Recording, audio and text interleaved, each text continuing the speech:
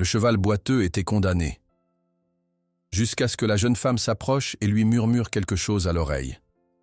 Lorsqu'il a fait son premier pas, le millionnaire est resté paralysé de stupeur. L'aube se levait doucement sur Saint-Émilion, teintant de rose et d'or les vignobles qui s'étendaient à perte de vue. Madeleine Dubois gravissait d'un pas lent mais déterminé la colline qui surplombait le village. Ses cheveux châtains, attachés en une tresse lâche, dansaient dans la brise matinale. Elle venait ici chaque matin, avant que le monde ne s'éveille, avant que sa journée de labeur ne commence. Arrivée au sommet, elle s'arrêta, le souffle court. Ses yeux couleur de miel balayèrent à l'horizon où les rangs ordonnés de vignes dessinèrent des lignes parfaites sur les coteaux.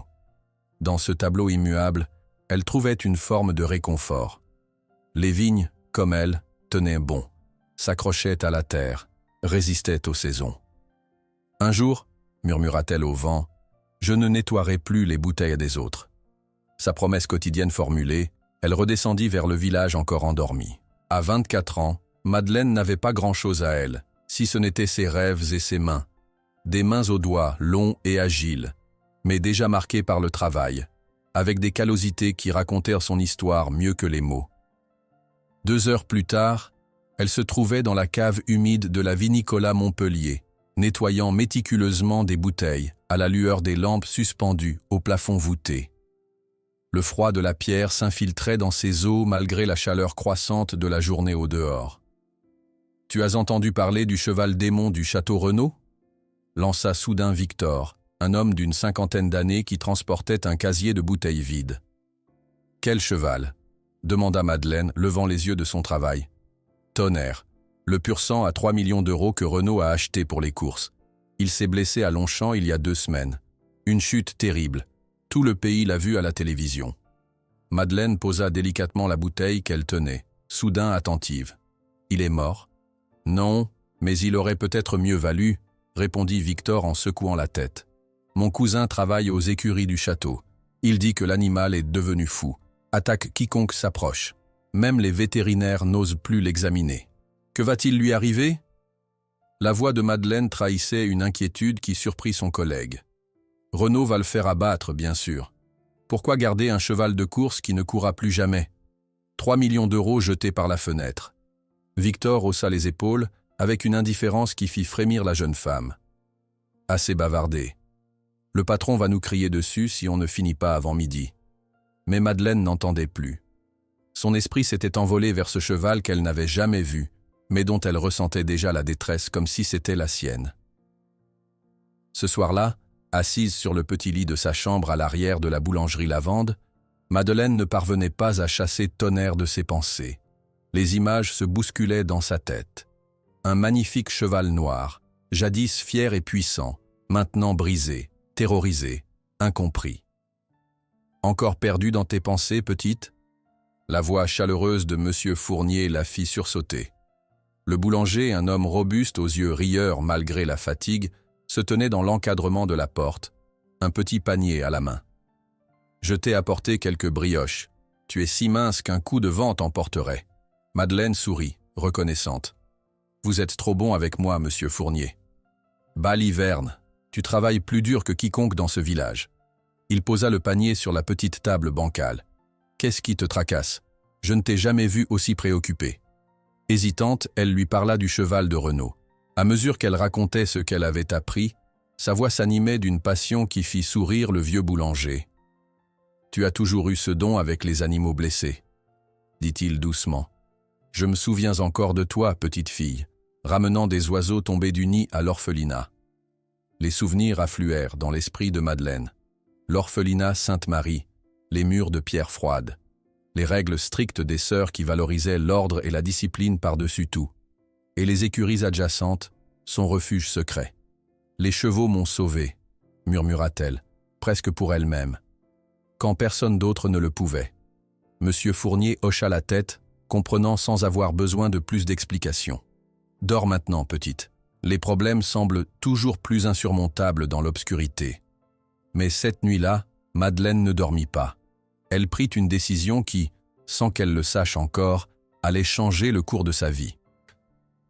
Le lendemain soir, Après sa journée de travail, Madeleine se dirigea vers les collines qui entouraient le château Renaud.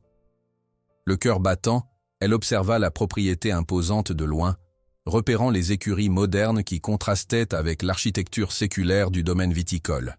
Pendant 2 heures, elle étudia les allées et venues des gardes, les changements de quart, les zones moins surveillées.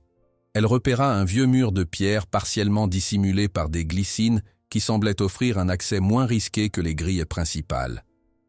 Quand la lune fut haute dans le ciel, Madeleine s'approcha du mur.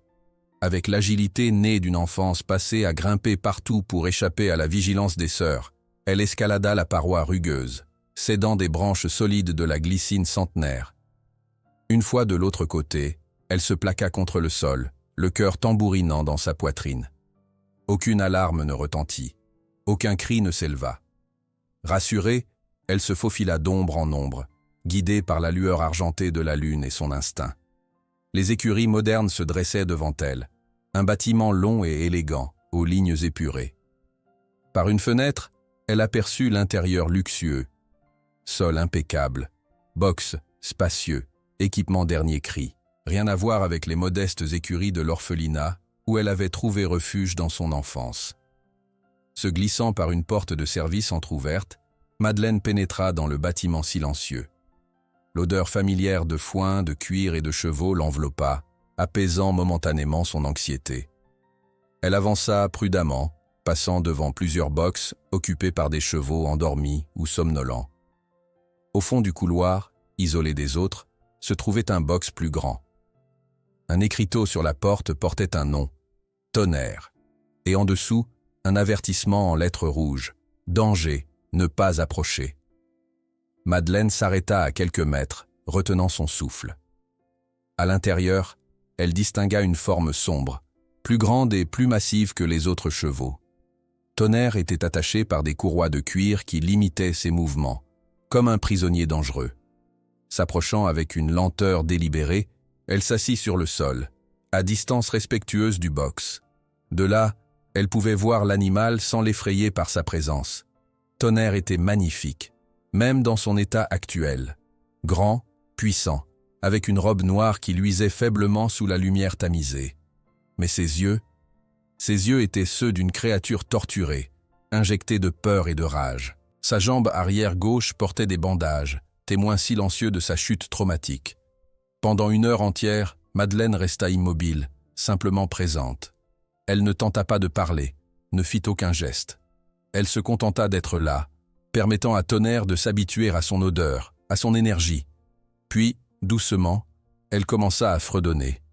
Une vieille chanson provençale que sa mère lui chantait quand elle était toute petite, avant l'accident qui avait emporté ses parents sur la route de Bordeaux un soir de tempête. Une mélodie simple, presque primitive, qui parlait de terres arides devenues fertiles, de patience et d'endurance. La terre est dure, mais elle nourrit. Le ciel est loin, mais il pleut. Le cœur est lourd, mais il bat. Sa voix était à peine plus qu'un murmure, mais dans le silence de la nuit, elle semblait remplir l'espace entre eux.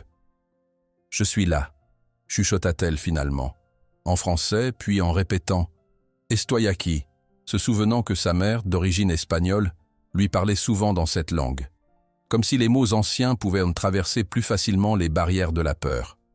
Tonnerre, qui avait feint d'ignorer sa présence jusque-là, tourna légèrement la tête. Ses oreilles, auparavant plaquées contre son crâne en signe d'agressivité, s'orientèrent vers la source de la voix. Ses yeux sauvages rencontrèrent ceux de Madeleine.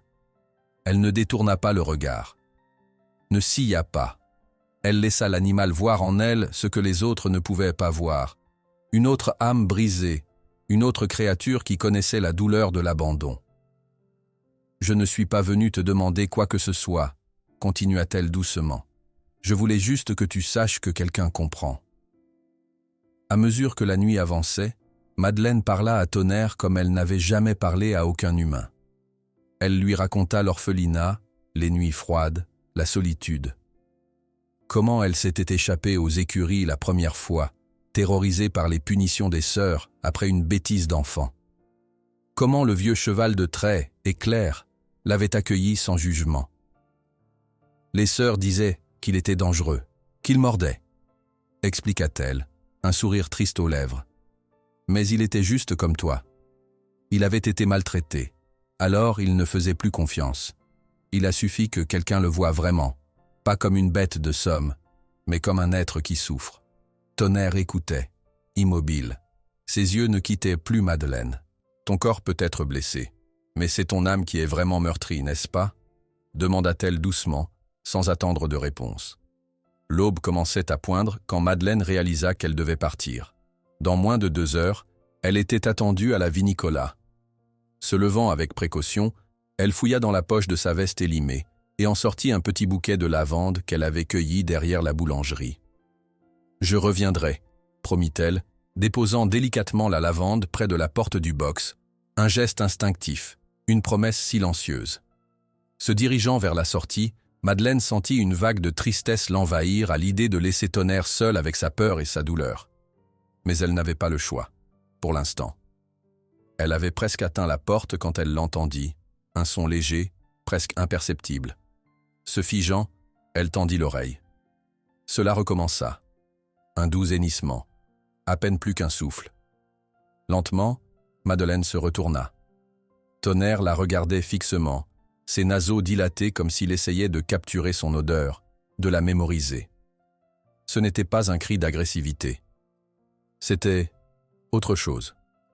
Une question peut-être, ou une reconnaissance. Pour la première fois depuis son terrible accident, Tonnerre avait émis un son qui n'exprimait pas la rage ou la douleur.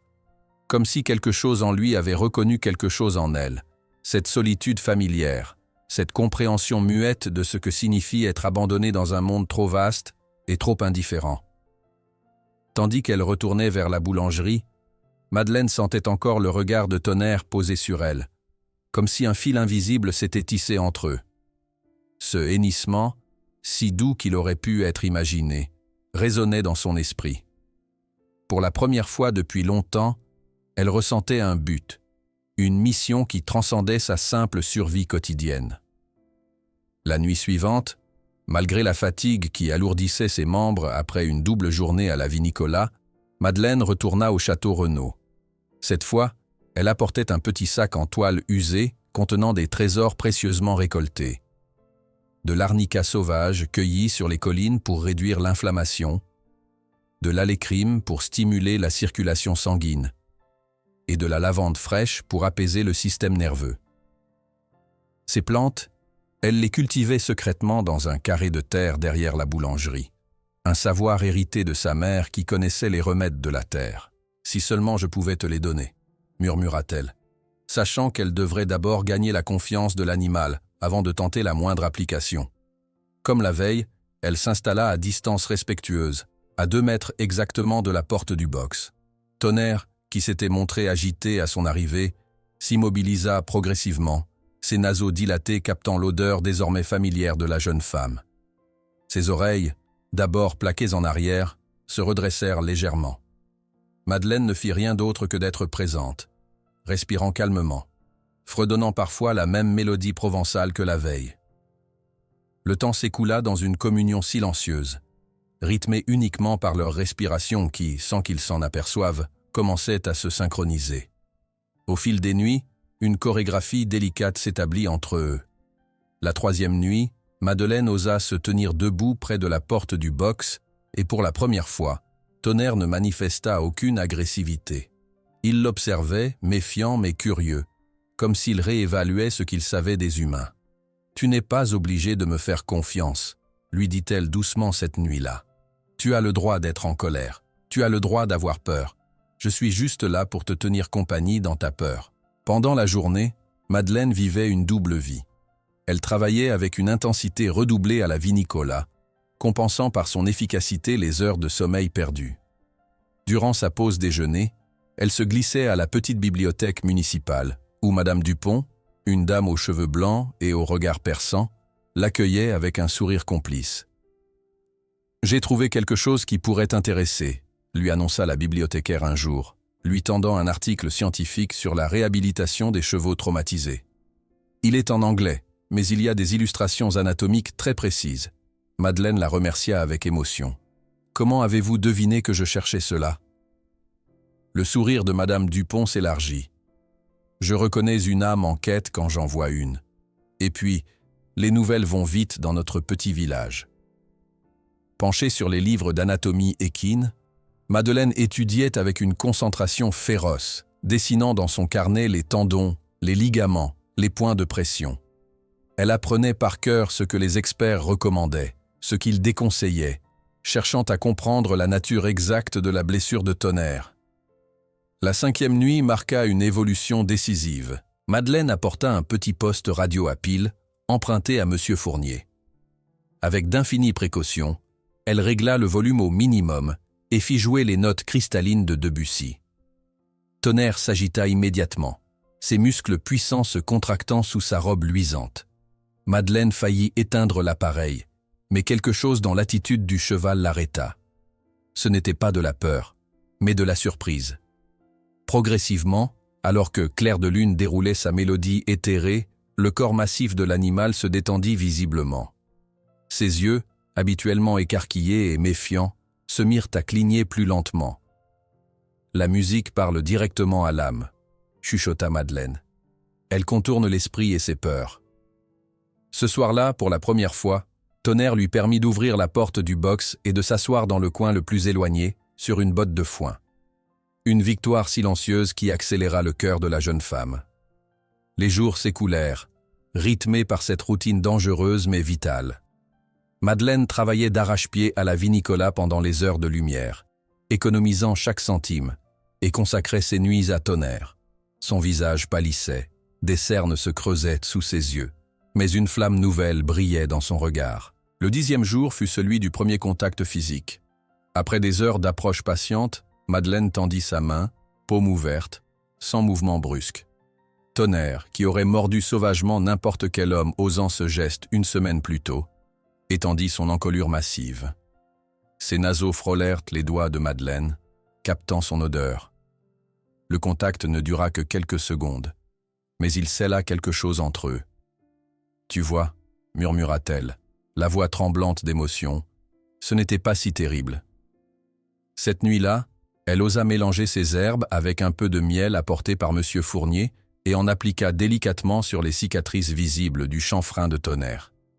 L'animal frémit mais ne recula pas. « Tu as le droit d'être en colère », lui dit-elle tout en massant avec une infinie douceur les muscles tendus de sa jambe blessée. « Tu as été poussé au-delà de tes limites. Je comprends cela, mais tu n'es pas ta douleur. » Ce qu'elle ne savait pas, c'est que sa présence nocturne avait été remarquée. Une nuit particulièrement froide, alors qu'elle appliquait des compresses tièdes sur la jambe de Tonnerre, la porte de l'écurie s'ouvrit soudainement. Madeleine se figea, certaine d'avoir été découverte par un garde. Au lieu de cela, une jeune fille d'environ 16 ans se tenait dans l'encadrement, les yeux écarquillés de stupeur. Madeleine reconnut Amélie, la fille du régisseur du château, aperçue occasionnellement dans le village. « Mon Dieu, comment faites-vous cela ?» souffla Amélie, maintenant une distance prudente avec le box. Madeleine, le cœur battant à tout rompre, chercha désespérément une explication plausible à sa présence.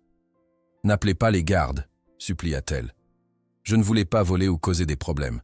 Je voulais juste l'aider. » Amélie s'approcha lentement, incrédule. « Mais c'est Tonnerre, le cheval démoniaque. Mon père dit qu'il a failli arracher le bras du vétérinaire la semaine dernière. »« Il n'est pas démoniaque », défendit Madeleine avec une douceur ferme. « Il a juste été brisé puis abandonné dans sa souffrance. » Observant la scène improbable, le redoutable Tonnerre permettant à cet inconnu en vêtements usés de toucher sa jambe blessée, Amélie semblait transformée par ce qu'elle voyait. « Comment faites-vous » répéta-t-elle, cette fois avec révérence. « Je ne fais rien » répondit sincèrement Madeleine. « Je lui montre simplement qu'il n'a rien à craindre de moi. » Cette rencontre aurait pu signer la fin de ses visites secrètes. Au lieu de cela, elle marqua le début d'une alliance inattendue.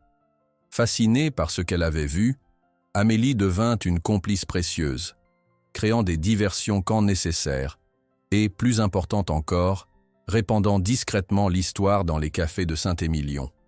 « Il y a une fille qui guérit le cheval fou du château Renaud », chuchotait-elle aux serveurs, aux vignerons, aux commerçants. Elle lui parle et il l'écoute, comme un miracle. Lentement mais sûrement, un réseau informel de soutien se forma autour de Madeleine. Le boulanger Fournier commença à mettre de côté des brioches fraîches pour qu'elle les emporte à Tonnerre. Les travailleurs de la vinicola couvraient ses absences quand elle avait besoin de repos après ses nuits à l'écurie. Le vieux monsieur Gabin, le maréchal Ferrand retraité, lui offrit d'anciennes pièces qu'il adapta en outils de massage équin. Ma grand-mère utilisait ces techniques sur les chevaux blessés pendant la guerre, expliqua-t-il en lui montrant comment stimuler certains points précis pour soulager la douleur. Les vétérinaires modernes les ont oubliés, mais le corps des chevaux, lui, s'en souvient. Au café du village, les conversations changeaient subtilement. On parlait moins des millions d'euros que valait Tonnerre et davantage de sa souffrance, de sa résilience. Les habitants de Saint-Émilion, eux-mêmes dépendants d'une terre parfois ingrate et d'un climat capricieux, reconnaissaient dans cette histoire quelque chose qui résonnait avec leur propre expérience.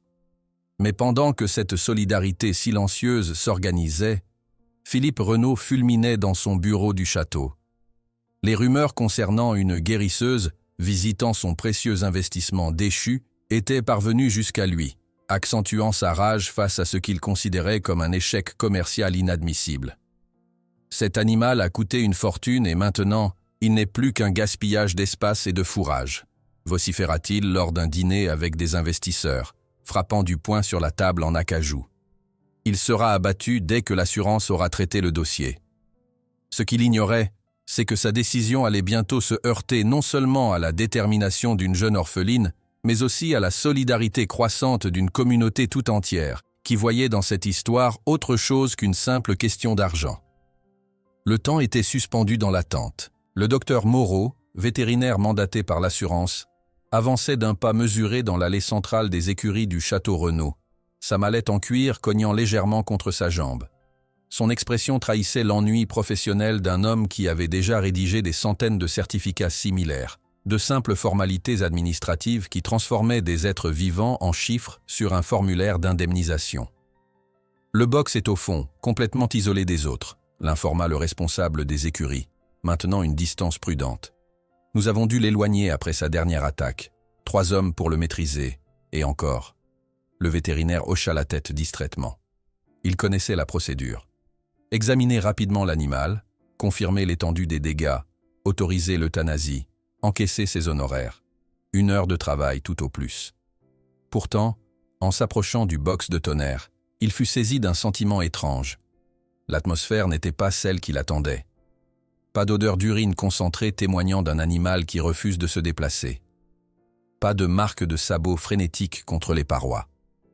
À la place, une étonnante sérénité. « Vous êtes certain que c'est le bon box ?» demanda-t-il perplexe. Le responsable acquiesça nerveusement. « C'est bien lui, Tonnerre. 3 millions d'euros de pur sang réduits à ça. » Le docteur Moreau s'approcha avec précaution. À l'intérieur du box, un magnifique étalon noir l'observait, les oreilles dressées, non pas plaquées en arrière comme il s'y attendait. L'animal se tenait debout, son poids légèrement déporté pour ménager sa jambe blessée, mais son attitude n'avait rien de l'agressivité décrite dans les rapports. « Quelque chose a changé », murmura le vétérinaire, sortant ses lunettes pour examiner le cheval plus attentivement. La musculature de la jambe montre des signes de récupération active, pas de détérioration. Il nota la présence subtile d'une odeur qu'il ne parvenait pas à identifier. Un mélange d'herbes, peut-être, et des traces infimes de miel près des cicatrices du chanfrein. Ce n'était pas un traitement standard. Qui avait osé approcher ce cheval prétendument sauvage pour appliquer de tels soins? Dans la salle de réunion lambrissée du château, Philippe Renaud écoutait le rapport du docteur Moreau avec une irritation croissante. Ses doigts tapotaient impatiemment sur le bureau en chêne massif. « Qu'entendez-vous exactement par amélioration notable? Ce cheval est irrécupérable. 3 spécialistes l'ont confirmé. » Le vétérinaire, mal à l'aise face à la colère à peine contenue du propriétaire, choisit ses mots avec soin. « Monsieur Renaud, je ne conteste pas le diagnostic initial. La blessure est grave, mais l'état général de l'animal, son comportement, sa musculature, tout indique une forme de rééducation en cours. » Rééducation? Renaud se leva brusquement, faisant sursauter le vétérinaire. « Par qui? Avec quelle autorisation ?» Cette question resta sans réponse, mais la réaction du maître des lieux fut immédiate et brutale. En moins d'une heure, de nouveaux cadenas verrouillaient les écuries. Des gardes supplémentaires furent postés, avec ordre de patrouiller toute la nuit. Des caméras de sécurité, jusqu'alors négligées, furent réactivées et orientées vers le box de Tonnerre. « Trouvez cette personne qui s'introduit sans autorisation », ordonna Renaud à son chef de sécurité. « Et quand vous la trouverez, je veux qu'elle soit arrêtée pour violation de propriété. » Cette nuit-là, pour la première fois depuis 2 semaines, Madeleine ne put entrer au château. Debout dans l'ombre d'un chêne centenaire, elle observa avec désespoir les nouveaux dispositifs de sécurité. Son cœur se serra à l'idée de Tonnerre, attendant sa visite qui ne viendrait pas. Les jours suivants furent un supplice. À la Nicolas, ses mains continuaient mécaniquement le travail habituel, mais son esprit était ailleurs, avec un cheval noir aux yeux connaisseurs de la souffrance. Les nouvelles qui lui parvenaient par Amélie n'étaient guère encourageantes. « Il a cessé de manger », lui confia la jeune fille, lors d'une rencontre furtive près du lavoir du village. « Les palefreniers disent qu'il est redevenu agressif. Il a déjà blessé 2 hommes qui tentèrent de le nourrir. 5 jours sans contact avec Tonnerre, et tout le travail patient de Madeleine semblait s'effondrer. La nuit du 6e jour, incapable de supporter davantage cette séparation, elle prit une décision désespérée. Ne pouvant entrer, elle irait aussi près que possible. La lune était voilée de nuages lorsqu'elle s'approcha des imposants portails du château Renaud. Ne cherchant plus à se cacher, elle s'assit simplement sur un muret de pierre, à l'extérieur de la propriété, mais suffisamment proche des écuries.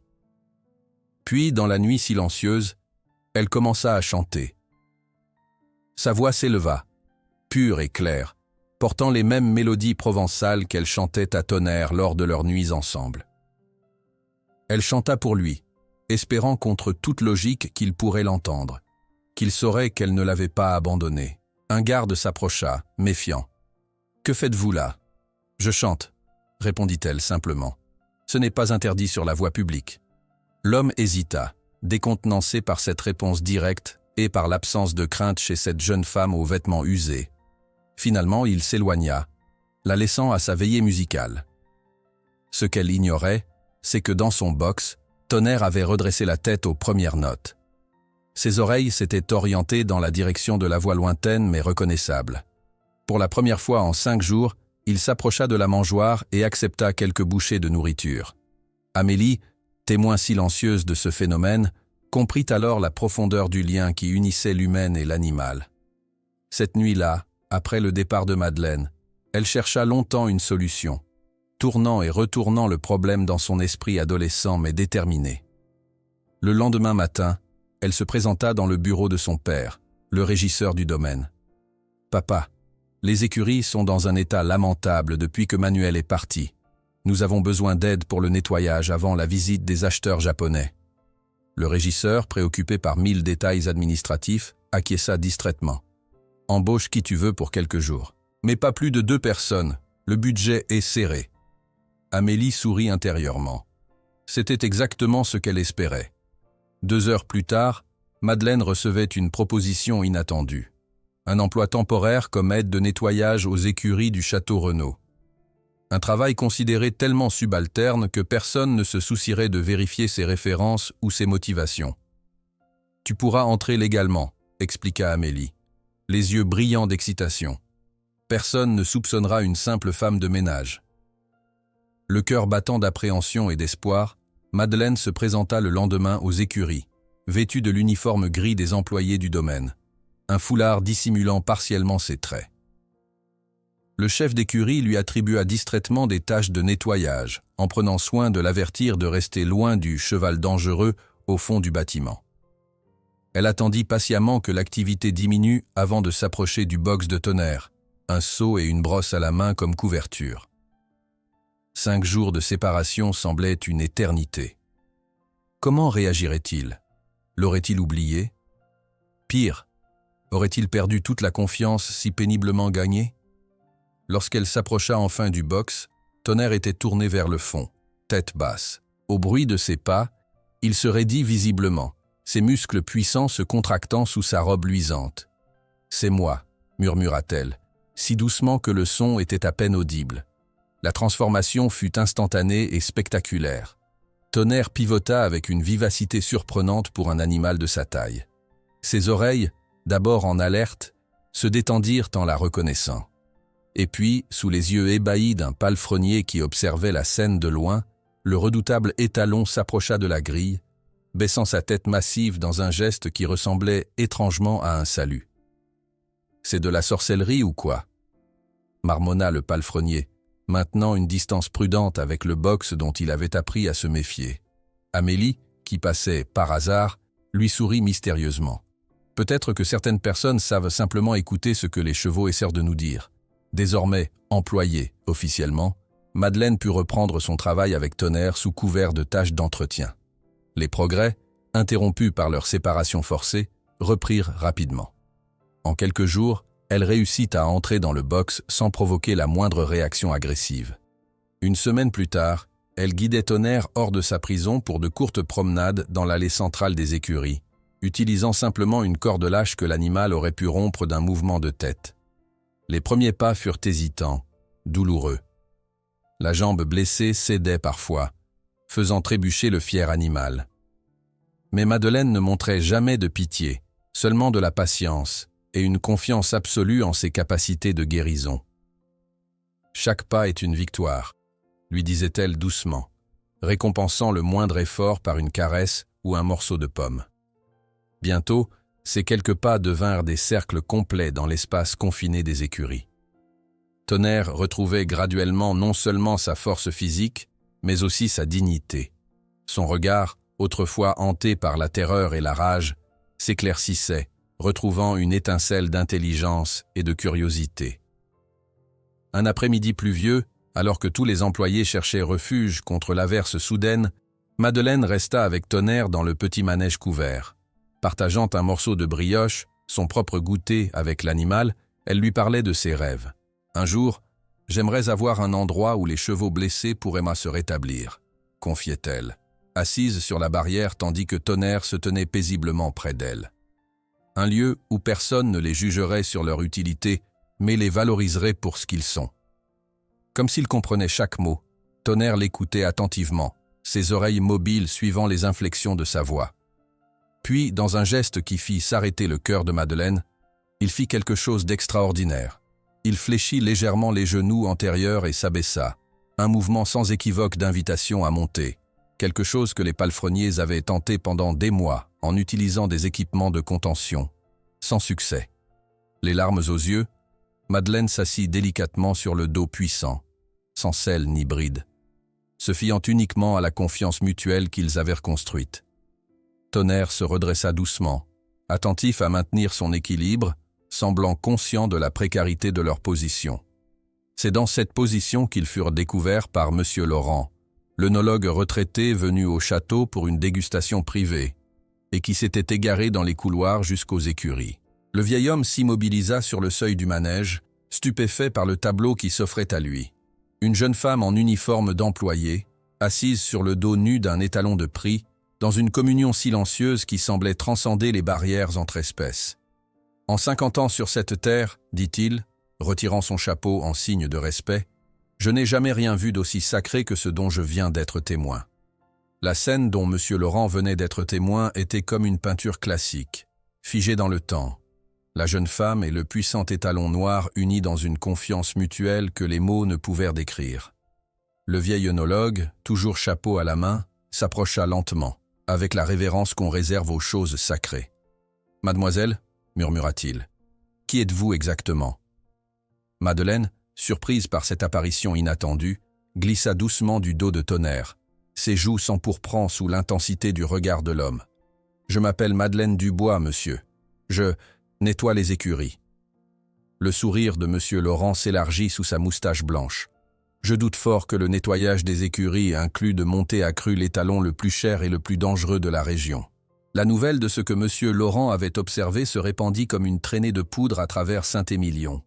Dans les cafés, les boutiques, les chais, on ne parlait plus que de l'enchanteresse de chevaux qui avait apprivoisé la bête féroce du château Renaud.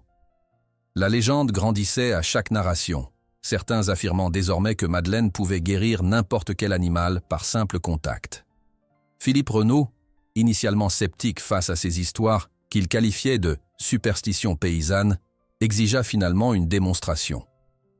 Une semaine après l'incident du manège, Madeleine fut convoquée dans la cour principale du château où l'attendaient Renaud, ses associés en costume sombre et une demi-douzaine de gardes à l'expression impénétrable. « Alors, c'est vous la mystérieuse guérisseuse », déclara Renaud, croisant les bras sur son torse bombé.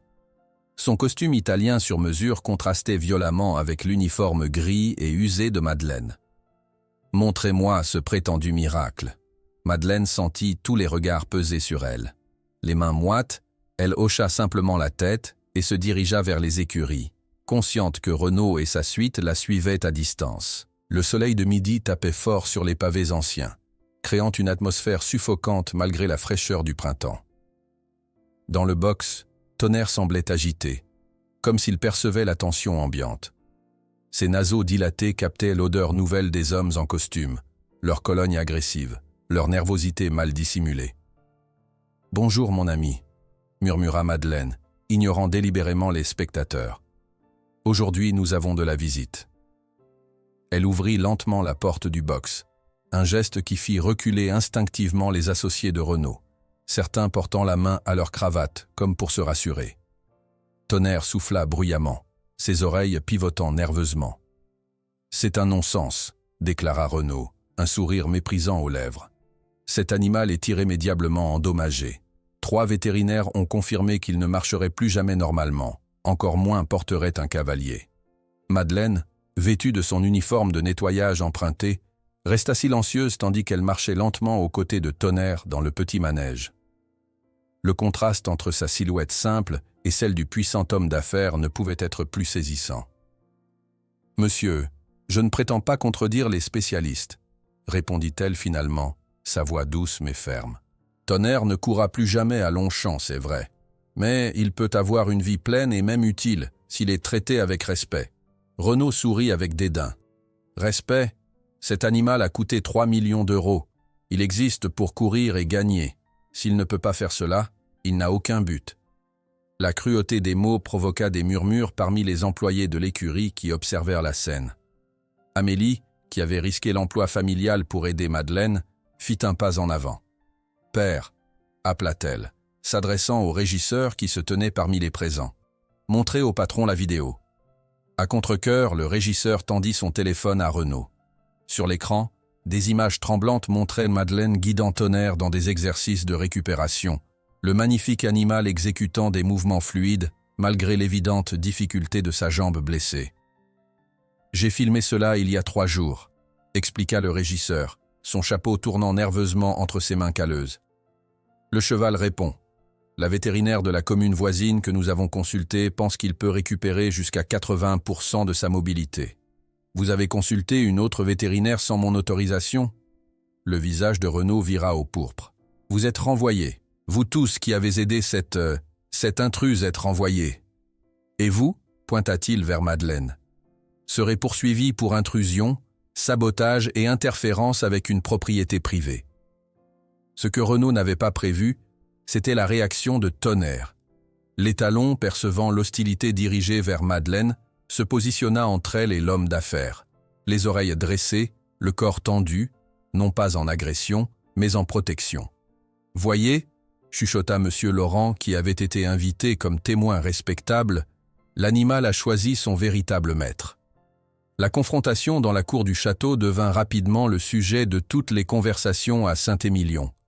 Antoine Mercier, rédacteur en chef du journal local Le Vigneron, y vit l'opportunité qu'il attendait depuis des années, exposer les pratiques douteuses de Renaud. Moins de 24 heures après l'incident, un article détaillé révélait non seulement le miracle de Tonnerre, mais aussi des cas antérieurs de chevaux sacrifiés prématurément dans les propriétés Renaud pour des réclamations d'assurance. La réaction de la communauté fut immédiate et unanime. Des vignerons indépendants, des commerçants, des familles entières commencèrent à se rassembler devant les grilles du château, certains portant des pancartes improvisées. « Sauvez Tonnerre » ou « La vie n'a pas de prix ». Des producteurs de vins concurrents offrirent leur soutien juridique. La Société protectrice des animaux envoya des représentants pour évaluer la situation. Dans la petite chambre derrière la boulangerie, Madeleine était assise sur son lit, tremblante, entourée de M. Fournier et de quelques amis. Une lettre officielle du cabinet d'avocats de Renaud était posée sur la table, menaçant de poursuites judiciaires si elle s'approchait à nouveau du château. « Ils ne peuvent pas t'intimider ainsi », déclara fermement le boulanger. « Tout le village est avec toi. »« Ce n'est pas moi qui m'inquiète », répondit Madeleine, la voix brisée. « C'est Tonnerre. Sans séance quotidienne, sa jambe va se raidir, la douleur va revenir. Et sa confiance? Il va penser que je l'ai abandonné, comme tous les autres. » Le téléphone de M. Fournier sonna, interrompant la conversation. Son expression passa de l'inquiétude à l'horreur, tandis qu'il écoutait. « C'est Amélie », annonça-t-il en raccrochant. Le porte-parole de Renaud vient d'annoncer que l'animal sera euthanasié demain à l'aube, conformément à la recommandation vétérinaire officielle. Pour des raisons humanitaires, disent-ils. Un silence glacial s'abattit sur la pièce. Madeleine porta sa main à sa bouche, étouffant un sanglot. Puis, comme si une force nouvelle s'emparait d'elle, elle se leva, ses yeux couleur miel brillant d'une détermination farouche. « Nous devons contacter Marion Cotillard », déclara-t-elle soudainement. « La comédienne » demanda quelqu'un, incrédule. « L'ancienne championne olympique d'équitation », corrigea M. Laurent, qui venait d'entrer dans la pièce, « et actuel défenseur des droits des animaux. Elle possède une propriété près d'ici. Comment pourrait-on la joindre ?» Madeleine semblait désespérée. « Nous n'avons que quelques heures. » Le vieil œnologue sourit mystérieusement. « J'ai formé son grand-père au secret de la vinification. La famille Cotillard me doit quelques faveurs. » Pendant que M. Laurent passait des appels, Madeleine et ses alliés élaboraient un plan d'urgence. Des cartes de la propriété furent étalées, des points d'accès identifiés, des rôles attribués. La petite boulangerie s'était transformée en quartier général d'une opération de sauvetage improbable. À minuit, sous un ciel d'encre parsemé d'étoiles, Madeleine se tenait à nouveau devant le mur du château Renaud. Mais cette fois, elle n'était pas seule. Des dizaines d'habitants du village l'accompagnaient, formant une chaîne humaine qui s'étendait jusqu'à la route principale. Des signaux de lampes torches clignotaient, indiquant que les gardes étaient temporairement distraits par un prétendu accident de la route impliquant plusieurs véhicules de villageois complices. « Maintenant », chuchota Amélie, apparaissant comme une ombre. « Les gardes sont tous devant.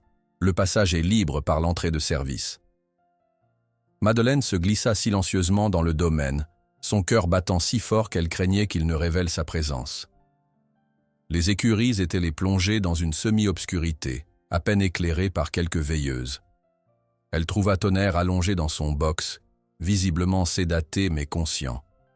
Ses grands yeux expressifs s'animèrent en la reconnaissant. « Je ne te laisserai pas souffrir davantage », promit-elle, enlaçant son encolure puissante tandis que des larmes silencieuses coulèrent sur ses joues. « Nous trouverons une solution, ensemble. » Elle passa les heures précédant l'aube à ses côtés, murmurant des promesses, caressant sa robe luisante, massant doucement sa jambe blessée pour contrer les effets du sédatif. Quand les premières lueurs grises commencèrent à filtrer à travers les fenêtres hautes des écuries, Madeleine entendit l'agitation à l'extérieur. S'approchant prudemment d'une fenêtre, elle fut stupéfaite par ce qu'elle vit. Une foule silencieuse s'était formée autour de l'écurie. Agriculteurs, petits propriétaires viticoles, travailleurs saisonniers, même des touristes qui avaient entendu l'histoire, tous formaient un cercle protecteur. Parmi eux, des caméras de la presse régionale pointaient vers l'entrée de l'écurie. Philippe Renaud arriva, accompagné de gardes et de son vétérinaire particulier portant une mallette contenant la seringue létale. Face à la foule, il hésita visiblement. « C'est une propriété privée. Vous êtes tous en violation de la loi », déclara-t-il, sa voix trahissant une nervosité inhabituelle. « La loi protège les animaux contre la cruauté inutile », répondit une voix forte et claire. Marion Cotillard s'avança parmi la foule, son prestige national faisant immédiatement taire tout le monde. Et j'ai amené quelqu'un qui peut le confirmer. À ses côtés, le docteur Camille Dubois, directrice de l'École nationale vétérinaire de Toulouse, tenait une tablette affichant des images de résonance magnétique. « J'ai analysé les examens originaux de cet animal », annonça-t-elle professionnellement. « La lésion est significative, mais non terminale. L'euthanasie est complètement injustifiée d'un point de vue médical. Acculé par l'opinion experte et la présence des caméras, Renaud tenta sa dernière carte. Cet animal m'appartient légalement. J'ai le droit de décider de son sort. C'est à ce moment que Madeleine émergea de l'écurie, Tonnerre marchant librement à ses côtés, sans licou, sans guide, juste une confiance mutuelle. Pour l'étonnement de tous, y compris Marion Cotillard, le cheval exécuta plusieurs pas dans un parfait passage, l'un des mouvements les plus difficiles du dressage classique français, qui exige un équilibre et un contrôle parfait. Ce cheval a choisi de vivre, déclara Madeleine, sa voix habituellement douce portant maintenant une autorité tranquille. Et il a trouvé un but plus grand que courir en cercle pour le divertissement. Le silence s'abattit sur la foule rassemblée. Le temps semblait suspendu tandis que Tonnerre, cet animal que tous croyaient perdu, exécutait avec une grâce bouleversante des mouvements que même les chevaux en parfaite santé peinaient à maîtriser. Madeleine, debout à ses côtés, rayonnait d'une autorité tranquille qui contrastait avec son apparence modeste. Philippe Renaud, pour la première fois de sa vie, semblait avoir perdu sa superbe. « C'est un tour de passe-passe », protesta-t-il faiblement, mais sa voix manquait de conviction. Marion Cotillard s'approcha de Tonnerre avec le respect d'une professionnelle qui reconnaissait l'extraordinaire quand elle le voyait. « Je n'ai jamais observé une telle connexion, même aux Jeux Olympiques », murmura-t-elle, suffisamment fort pour que les journalistes présents puissent l'entendre. La foule compacte s'écarta pour laisser passer le docteur Dubois qui, tablette en main, s'avança vers l'animal. Tonnerre, habituellement méfiant envers les inconnus, resta remarquablement calme, ses yeux fixés sur Madeleine comme pour puiser en elle l'assurance nécessaire. « Cliniquement, c'est inexplicable », déclara la vétérinaire après avoir observé les mouvements du cheval. « Mais les faits sont là. Cet animal présente une récupération fonctionnelle qui défie tous nos pronostics. » Philippe Renaud, comprenant que la bataille médiatique était perdue, chercha une sortie honorable. « L'euthanasie est suspendue », annonça-t-il sèchement. « Pour l'instant. Mais cet animal reste ma propriété, et j'exige qu'il demeure au château sous surveillance professionnelle. » Madeleine s'apprêtait à protester quand Marion Cotillard posa une main apaisante sur son bras. « C'est une victoire, même partielle, » chuchota-t-elle. « Ne la gâchons pas. » Les heures qui suivirent furent intenses. Des représentants de la Société protectrice des animaux arrivèrent pour établir un protocole de surveillance. Marion Cotillard, usant de son influence médiatique, obtint que Madeleine soit autorisée à visiter Tonnerre quotidiennement.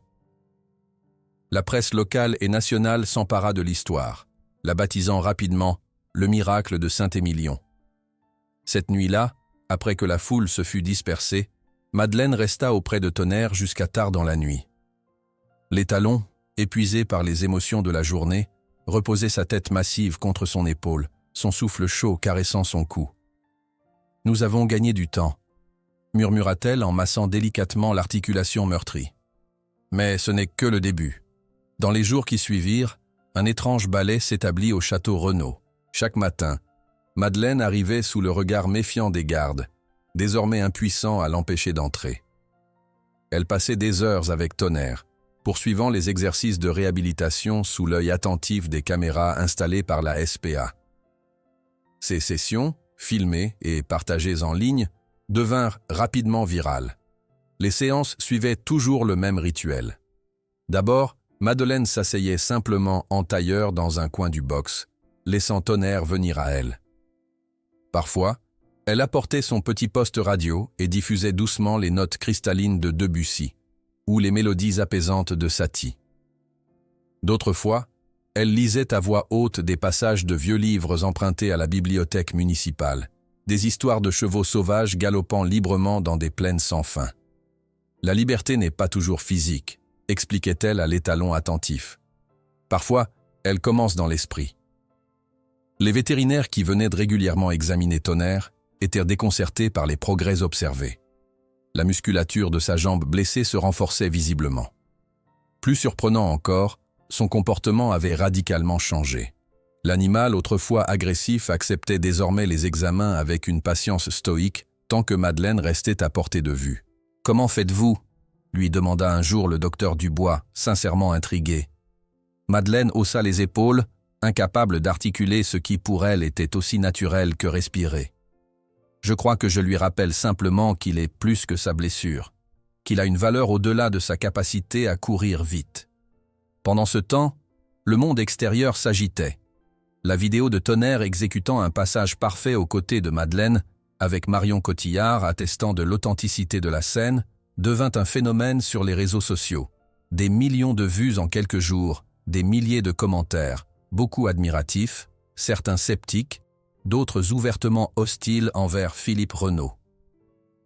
Le propriétaire du château, acculé par cette tempête médiatique et conscient des dommages potentiels pour l'image de ses vignobles, convoqua finalement une conférence de presse improvisée dans la cour pavée du domaine. Étant donné l'intérêt extraordinaire suscité par cette affaire, annonça-t-il avec une humilité feinte qui ne trompait personne, je suis prêt à reconsidérer l'avenir de Tonnerre. Les journalistes se penchèrent en avant, attentifs. Si cet animal est aussi précieux que certains le prétendent, je suis disposé à le vendre. Un sourire calculateur étira ses lèvres minces.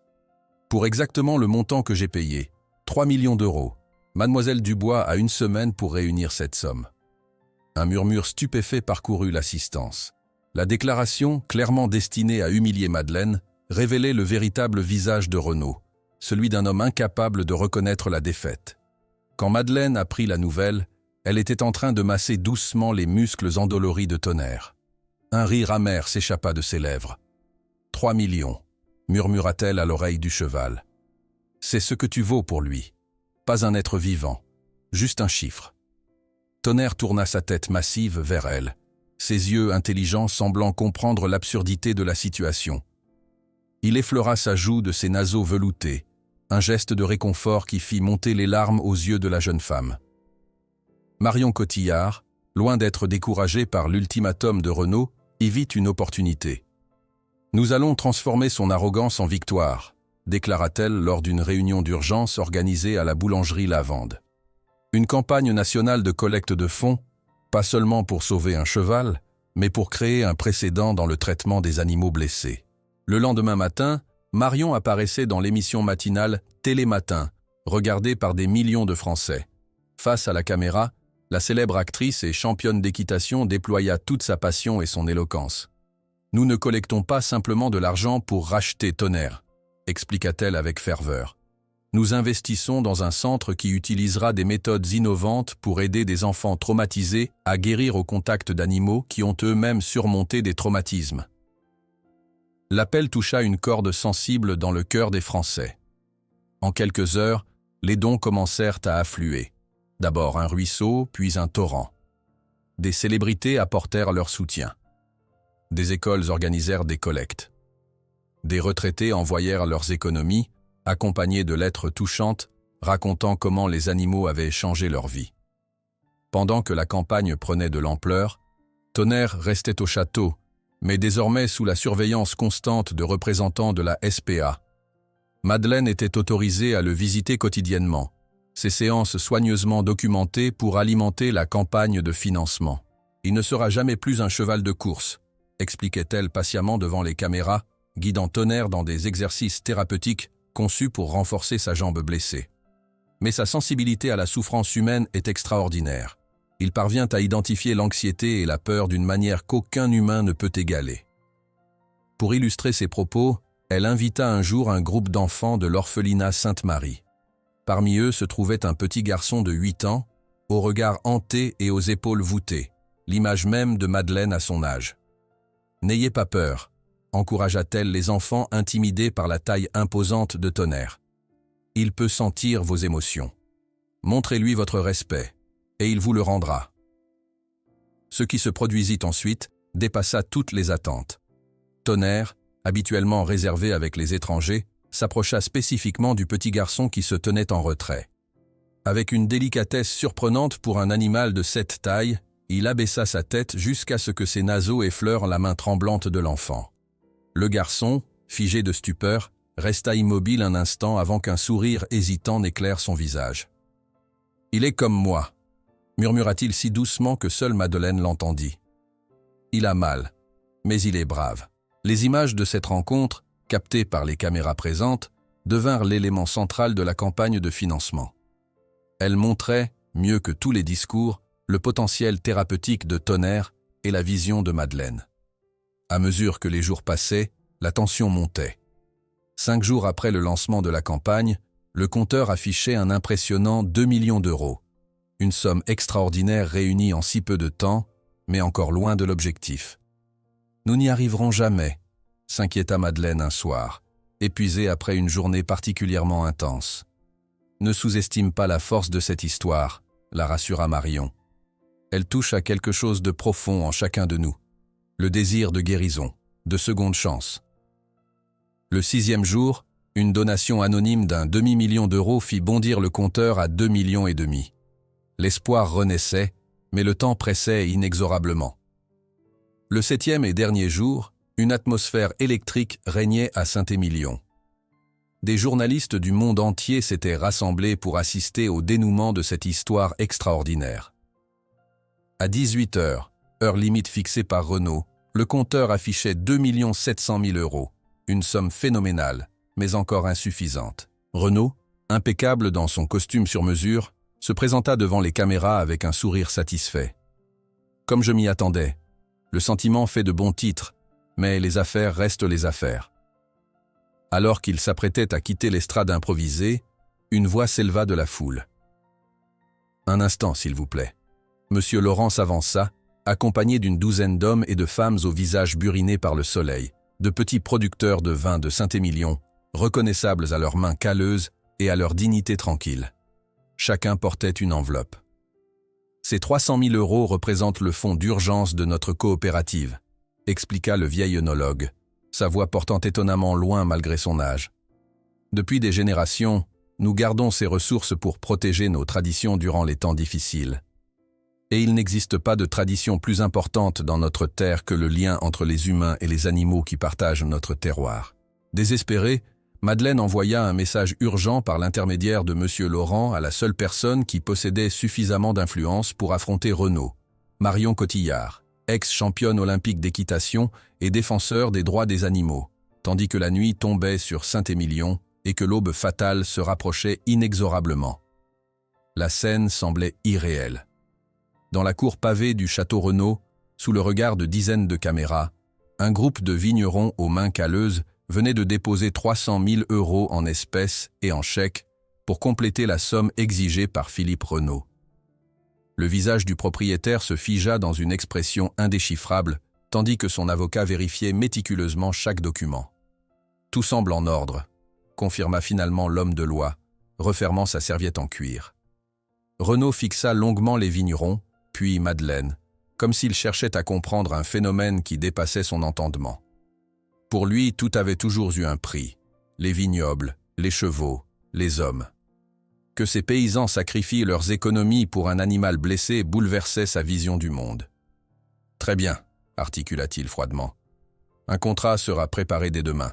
L'animal vous sera remis après paiement complet et vérification des fonds. » Marion Cotillard s'avança, main tendue. « Nous exigeons que Tonnerre reste sous surveillance neutre jusqu'au transfert officiel de propriété. » Le lendemain matin, la vidéo de ce moment historique inondait les écrans français.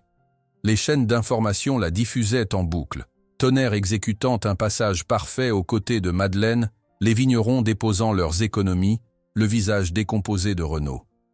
Le miracle de Saint-Émilion, comme on l'appelait désormais, touchait profondément un pays qui, malgré sa modernité, gardait un attachement viscéral à ses racines rurales et à une certaine vision de la justice. Dans un café parisien, Marion Cotillard observait pensivement ces images sur l'écran suspendu au mur. Devant elle, des papiers éparpillés témoignaient d'heures de travail acharné. Elle était en ligne avec son avocat quand son téléphone vibra, signalant un autre appel. « Oui, Madeleine ?» La voix de la jeune femme tremblait d'excitation. « Les papiers ont été signés. Tonnerre est officiellement propriété de la Fondation. » 3 jours après la confrontation finale, la Fondation Tonnerre avait été créée en un temps record. Marion Cotillard en assurait la présidence, entourée d'un conseil d'administration composé de vétérinaires, d'experts en équithérapie et de personnalités du monde équestre. Madeleine, nommée directrice des soins équins, découvrait un monde dont elle n'avait jamais soupçonné l'existence, celui des statuts, des règlements, des assurances et des financements. « C'est formidable », répondit Marion. son sourire audible à travers le combiné. Mais nous avons encore un défi de taille. Trouver un lieu permanent. Ce défi s'avéra plus complexe que prévu. Dans l'immédiat, Tonnerre fut transféré dans les écuries personnelles de Marion Cotillard, une propriété élégante située à 20 km de Saint-Émilion. Pour Madeleine, qui n'avait jamais quitté la région viticole, ce court voyage marquait déjà une aventure.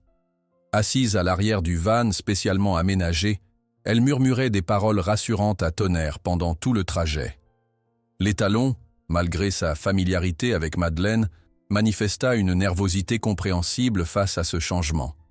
Ses oreilles pivotaient constamment, captant chaque nouveau son. Ses naseaux dilatés analysaient les odeurs inconnues. Son corps puissant tremblait par intermittence. « C'est normal d'avoir peur », lui chuchota Madeleine, massant doucement son encolure. « Le changement fait toujours peur, mais je suis là et je ne te quitterai pas. » Les premières semaines dans ce nouvel environnement furent consacrées à établir une routine apaisante.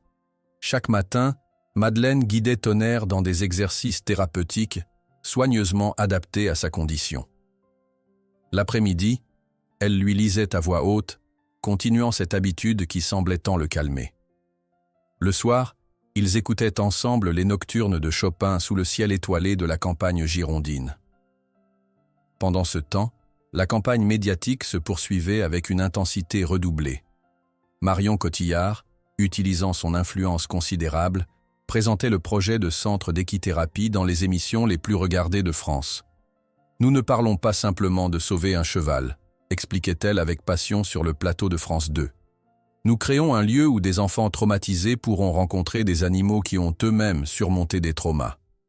C'est une approche révolutionnaire de la guérison. » Les dons continuaient d'affluer, dépassant largement les 3 millions initialement nécessaires pour racheter Tonnerre. Cet argent permettrait de financer l'achat d'une propriété et les premiers mois de fonctionnement du centre. Mais où établir ce sanctuaire? La réponse vint d'une source inattendue. Monsieur Laurent, lors d'une visite aux écuries de Marion, mentionna une ancienne propriété viticole abandonnée aux confins des terres Renault. Le Clos Saint-Michel, expliqua-t-il, dessinant un plan approximatif sur une serviette en papier. Abandonné depuis la crise du phylloxéra dans les années 90. Les bâtiments sont en mauvais état, mais l'emplacement est idéal. Des champs ouverts, une petite rivière, et suffisamment isolé pour assurer la tranquillité nécessaire. Le lendemain, une petite délégation composée de Marion, Madeleine, Monsieur Laurent et 2 architectes spécialisés dans la réhabilitation de bâtiments anciens se rendit sur place. Ce qu'ils découvrirent dépassait leurs espérances et leurs craintes. Le domaine s'étendait sur près de 15 hectares, bordé d'un côté par un bois de chêne centenaire, de l'autre par des vignes laissées à l'abandon. La maison principale, une belle bâtisse du XIXe siècle, avait souffert de décennies de négligence. Toiture effondrée par endroits, planchers pourris, murs fissurés. Les dépendances agricoles, dont d'anciennes écuries, présentaient un état similaire de délabrement. « C'est impressionnant », commenta Marion, enjambant prudemment une poutre tombée en travers du chemin. « C'est parfait », répondit simplement Madeleine, son regard embrassant non pas ce qui existait, mais ce qui pourrait être. Les négociations pour l'acquisition du domaine furent étonnamment simples. La propriété appartenait à une banque qui l'avait saisie 20 ans plus tôt et n'avait jamais réussi à la revendre. Le prix, bien inférieur aux estimations initiales, permettrait de consacrer davantage de fonds à la réhabilitation. Ce qui suivit ressembla à un conte de fées moderne. L'histoire de Tonnerre avait touché tant de cœurs que, lorsque Marion lança un appel aux volontaires pour aider à restaurer le domaine, la réponse dépassa toutes les attentes. Des artisans retraités proposèrent leurs services gratuitement. Des entreprises de matériaux offrirent des donations. Des étudiants en architecture et en design d'intérieur adoptèrent le projet comme exercice pratique. Chaque week-end, le Clos Saint-Michel se transformait en une ruche bourdonnante d'activités. Des maçons réparaient les murs de pierre. Des charpentiers remplacèrent les poutres vermoulues. Des électriciens modernisaient les installations en respectant le caractère historique du lieu. Des jardiniers bénévoles défrichèrent les abords, révélant peu à peu la beauté originelle du domaine. Madeleine, malgré son désir d'être constamment aux côtés de Tonnerre, partageait son temps entre les écuries de Marion et le chantier. Elle apprenait rapidement, posant des questions, observant les artisans, participant activement aux travaux. Sa vision de ce que devrait être un lieu de guérison, tant pour les animaux que pour les humains, influençait chaque décision. Les box doivent être spacieux, avec des séparations basses pour permettre aux chevaux de se voir, expliquait-elle aux architectes. La lumière naturelle est essentielle, ces animaux ont connu trop d'obscurité. Pendant que le chantier avançait, Tonnerre poursuivait sa propre réhabilitation. Ses progrès physiques étonnaient même les vétérinaires les plus expérimentés. Sa démarche, bien qu'encore légèrement asymétrique, gagnait en fluidité. Sa musculature se redéfinissait, compensant intelligemment sa faiblesse résiduelle. Plus remarquable encore était son évolution comportementale. L'animal autrefois terrifié et agressif manifestait désormais une curiosité tranquille face aux nouvelles situations. Lors des visites au chantier, il observait les travaux avec une attention soutenue, comme s'il comprenait que ces transformations le concernaient directement. Un jour, alors que Madeleine et Tonnerre inspectaient les écuries en rénovation, ils furent rejoints par un groupe d'enfants de l'orphelinat Sainte-Marie. Parmi eux se trouvait Léon, un petit garçon de 8 ans aux grands yeux tristes, qui s'était attaché à Tonnerre lors d'une visite précédente. « Bonjour, monsieur le cheval » murmura timidement Léon, tendant une main hésitante. Tonnerre, avec une délicatesse surprenante pour un animal de sa taille, abaissa sa tête massive au niveau de l'enfant. Leurs regards se croisèrent dans un moment de reconnaissance mutuelle qui fit monter les larmes aux yeux de Madeleine. Quelque chose dans la douleur silencieuse de Léon trouvait écho dans celle de Tonnerre. « Il sait quand je suis triste, même quand je souris », expliqua Léon à l'éducatrice qui les accompagnait. « C'est comme s'il pouvait voir à l'intérieur de moi. » Ces moments de connexion spontanée confirmèrent la vision qui avait guidé Madeleine depuis le début. Ces animaux brisés possédaient une capacité extraordinaire à percevoir et à répondre à la souffrance humaine, précisément parce qu'ils l'avaient eux-mêmes expérimenté. 3 mois après le début des travaux, le centre d'équithérapie Cœur du Cheval était prêt à accueillir ses premiers résidents permanents. Les bâtiments principaux avaient été restaurés dans le respect de leur caractère historique, mais avec toutes les commodités modernes nécessaires. Les écuries offraient un environnement à la fois fonctionnel et apaisant. Un petit manège couvert permettrait de poursuivre les activités même par mauvais temps. Le jour où Tonnerre fut officiellement installé dans sa nouvelle demeure permanente, une petite cérémonie fut organisée. Sans caméra cette fois, juste les personnes qui avaient contribué à ce miracle. Monsieur Laurent et les vignerons qui avaient donné leurs économies, Monsieur Fournier qui avait hébergé Madeleine pendant des années, Amélie et son père qui avaient risqué leur emploi, les artisans qui avaient reconstruit le domaine de leurs mains. « Ce lieu n'est pas seulement pour Tonnerre », déclara Madeleine, émue jusqu'aux larmes. « Il est pour tous les êtres, humains ou animaux, qui ont besoin de temps et d'espace pour guérir. » Avec le succès du centre, d'autres chevaux considérés comme perdus commencèrent à arriver, des animaux retraités des courses, des cirques, des propriétés où ils auraient été sacrifiés. L'approche douce de Madeleine, désormais documentée et étudiée par des universités de médecine vétérinaire, se transformait en une méthode structurée de réhabilitation. 1 an après la confrontation au Château Renaud, Madeleine reçut une enveloppe contenant un chèque anonyme d'1 million d'euros pour la fondation, accompagné d'une brève note. Certains d'entre nous mettent plus de temps à apprendre ce qui compte vraiment. Continuez votre travail. Bien que jamais confirmé, des rumeurs suggéraient que le donateur était Philippe Renaud lui-même, dont la réputation avait été irrémédiablement ternie par le scandale, le poussant à vendre ses propriétés à Saint-Émilion et à recommencer dans un autre secteur. À la veille de l'inauguration officielle, lorsque la plaque « Centre d'équithérapie Cœur du Cheval » était sur le point d'être installée, Madeleine reçut une nouvelle qui glaça son sang. Des inspecteurs gouvernementaux feraient une visite surprise demain, envoyée suite à une dénonciation anonyme concernant des conditions inappropriées pour le traitement des animaux. Une dernière tentative de Renaud pour détruire tout ce qu'elle avait construit. Le matin suivant, le soleil se levait à peine quand Madeleine se tenait debout devant la plaque encore emballée du Centre d'équithérapie Cœur du Cheval. Son visage pâle reflétait une nuit blanche passée à préparer frénétiquement le domaine pour l'inspection surprise. Dans sa main tremblante, le document officiel annonçant l'arrivée des inspecteurs gouvernementaux semblait peser 1 tonne. « Ils ne peuvent pas nous faire ça, pas maintenant. » murmura Marion Cotillard qui venait de la rejoindre, les traits tirés par l'inquiétude. Tout est en règle. Nous avons suivi chaque protocole à la lettre. Madeleine hocha la tête, essayant de se convaincre elle-même. C'est Renaud, j'en suis certaine. Une dernière attaque désespérée. La nuit précédente, après avoir reçu la notification, une réunion d'urgence s'était tenue dans l'ancienne salle à manger de la propriété restaurée. Marion Cotillard, Monsieur Laurent, Amélie et plusieurs bénévoles s'étaient rassemblés autour de la grande table en chêne, cherchant une parade à cette ultime manœuvre.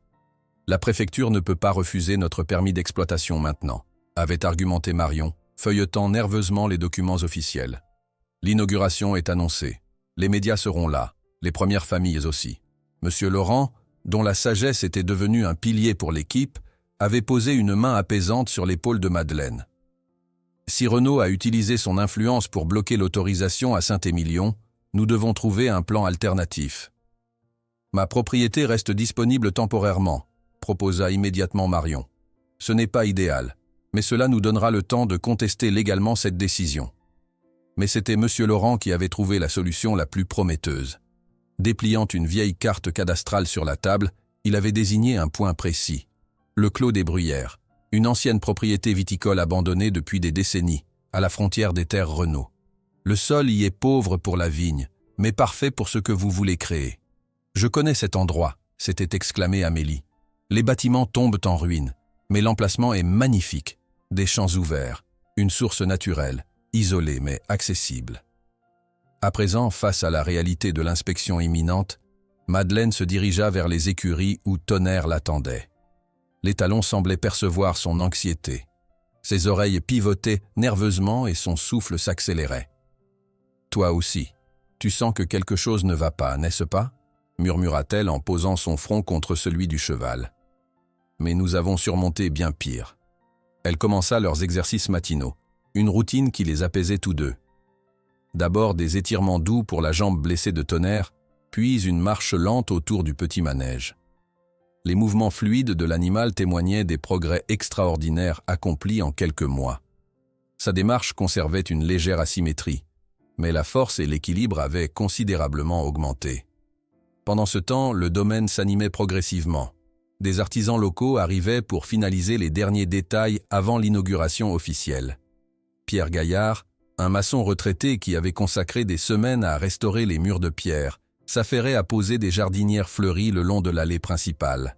Ses inspecteurs, ils verront que tout est fait dans les règles, affirma-t-il avec la confiance tranquille des hommes habitués à construire pour durer. Chaque pierre de ce lieu a été posée avec amour. Cette simple déclaration résumait l'esprit qui avait présidé à la renaissance du domaine. Contrairement au château Renaud, bâti sur l'ostentation et le profit, le centre-cœur du cheval était né d'une vision collective, d'un élan de solidarité qui dépassait les intérêts individuels. À midi, une petite fourgonnette blanche portant l'écusson du ministère de l'Agriculture s'engagea dans l'allée gravillonnée. 3 inspecteurs en descendirent, mallettes à la main et expression impénétrable sur le visage. Le plus âgé, un homme aux tempes grisonnantes nommé Bernard Fournier, semblait diriger le groupe. « Mademoiselle Dubois ?» demanda-t-il sèchement en consultant son dossier. « Nous sommes ici suite à une plainte concernant des conditions inadaptées pour le traitement des équidés. » Madeleine, qui s'était préparée à cette confrontation, hocha calmement la tête. « Nous vous attendions, messieurs. Je vous propose une visite complète des installations. » La tension était palpable, tandis que le petit groupe parcourait méthodiquement le domaine. Les inspecteurs notaient chaque détail, mesuraient les espaces, vérifiaient les équipements. Leurs questions précises et techniques mettaient parfois Madeleine en difficulté, mais Marion Cotillard intervenait avec l'assurance que lui conférait sa notoriété. Le moment le plus délicat survint lorsqu'ils atteignirent le box de Tonnerre. L'étalon, méfiant face à ces inconnus, manifesta une nervosité qui raviva instantanément les doutes des inspecteurs. « Cet animal semble stressé », remarqua Fournier, fronçant les sourcils. « Êtes-vous certaine qu'il est adapté pour interagir avec des enfants ?» Au lieu de répondre directement, Madeleine fit quelque chose d'inattendu. Elle s'assit simplement sur le sol du box, le dos appuyé contre la paroi, et commença à fredonner doucement la mélodie provençale qui avait établi leur premier lien. Progressivement, Tonnerre se détendit. ses oreilles s'orientant vers la source de ce chant familier. « Voilà comment nous travaillons ici », expliqua-t-elle finalement. Par la patience, la présence, le respect du rythme de chaque animal. L'inspecteur Fournier semblait sur le point de répliquer quand une agitation se fit entendre à l'extérieur. Un petit autobus venait d'arriver, déversant une douzaine d'enfants de l'orphelinat Sainte-Marie, accompagnés de leurs éducateurs. Cette visite, prévue de longue date comme une répétition générale avant l'inauguration officielle, tombait au pire moment. Marion lança un regard paniqué à Madeleine, qui, contre toute attente, sourit. « Messieurs, puisque ces enfants sont là, pourquoi ne pas observer directement notre méthode de travail ?» Cette proposition audacieuse déstabilisa momentanément les inspecteurs, qui échangèrent des regards hésitants avant d'acquiescer avec réticence. Ils se positionnèrent en retrait, prêts à intervenir au moindre problème. Parmi les enfants se trouvait Léon, le petit garçon qui avait développé un lien particulier avec Tonnerre. Vêtu de son plus beau pull, il s'approcha timidement de Madeleine. « Est-ce que je peux lui montrer mon dessin ?» demanda-t-il en tendant une feuille colorée, représentant maladroitement un grand cheval noir. « Bien sûr, » répondit doucement Madeleine. « Mais rappelle-toi ce que nous avons appris. D'abord, on se présente calmement. » Ce qui suivit fut une démonstration parfaite de la philosophie du centre. Léon s'assit à distance respectueuse de Tonnerre, simplement présent, sans exigence. Madeleine expliquait à voix basse aux autres enfants formant un demi-cercle « Les chevaux sont des miroirs de nos émotions. Si vous êtes nerveux, ils le sentent. Si vous êtes calme, ils se calment. » Progressivement, Tonnerre s'approcha de lui-même, curieux, jusqu'à effleurer le dessin que tenait Léon. L'enfant, rayonnant de fierté, leva des yeux émerveillés vers les adultes. « Il aime mon dessin », chuchota-t-il avec une conviction absolue. Les autres enfants furent ensuite invités à participer, chacun à son rythme. Certains, encore craintifs, préféraient observer de loin. D'autres, plus audacieux, s'avançaient sous la supervision attentive de Madeleine. Pas une seule fois, elle n'imposa une interaction ou un contact. Tout venait naturellement, dans un ballet respectueux entre enfants blessés et animaux en guérison. L'inspecteur Fournier observait la scène avec une attention particulière. Son expression sévère s'était progressivement adoucie, et Madeleine le surprit à plusieurs reprises en train de prendre des notes qui ne ressemblaient pas à des critiques. Après plus d'une heure d'observation, les inspecteurs se réunirent à l'écart pour délibérer. Madeleine, épuisée mais sereine, continuait de superviser les interactions entre les enfants et les chevaux. Lorsque Fournier revint vers elle, son visage avait changé. Une émotion difficilement identifiable y transparaissait. « Mademoiselle Dubois, j'ai vu des dizaines de centres équestres et de structures thérapeutiques dans ma carrière. Ce que vous faites ici est différent. » Il marqua une pause, semblant chercher ses mots. « Ma fille est autiste. Elle a 8 ans et n'a jamais établi de véritable connexion avec qui que ce soit. En vous regardant travailler avec ses enfants et ses animaux, je me demande si elle pourrait bénéficier d'une approche comme la vôtre. » Cette confession inattendue créa un pont invisible entre l'inspecteur et Madeleine. « Nous serions honorés d'accueillir votre fille, » répondit-elle simplement. Fournier hocha la tête, puis reprit son masque professionnel. « Notre rapport sera favorable. Certains aménagements mineurs devront être réalisés, mais rien qui justifie un report de l'ouverture. » Tandis que les inspecteurs repartaient avec leurs fourgonnettes blanches, un sentiment de soulagement collectif envahit le domaine. Les bénévoles, qui avaient retenu leur souffle toute la journée, laissèrent éclater leur joie. Marion Cotillard serra Madeleine dans ses bras, les larmes aux yeux. « Tu as réussi, » murmura-t-elle. « Tu leur as montré la vérité de ce que nous faisons ici. » Les jours suivants furent consacrés aux derniers préparatifs pour l'inauguration officielle. Des artisans locaux mettaient la dernière main aux installations.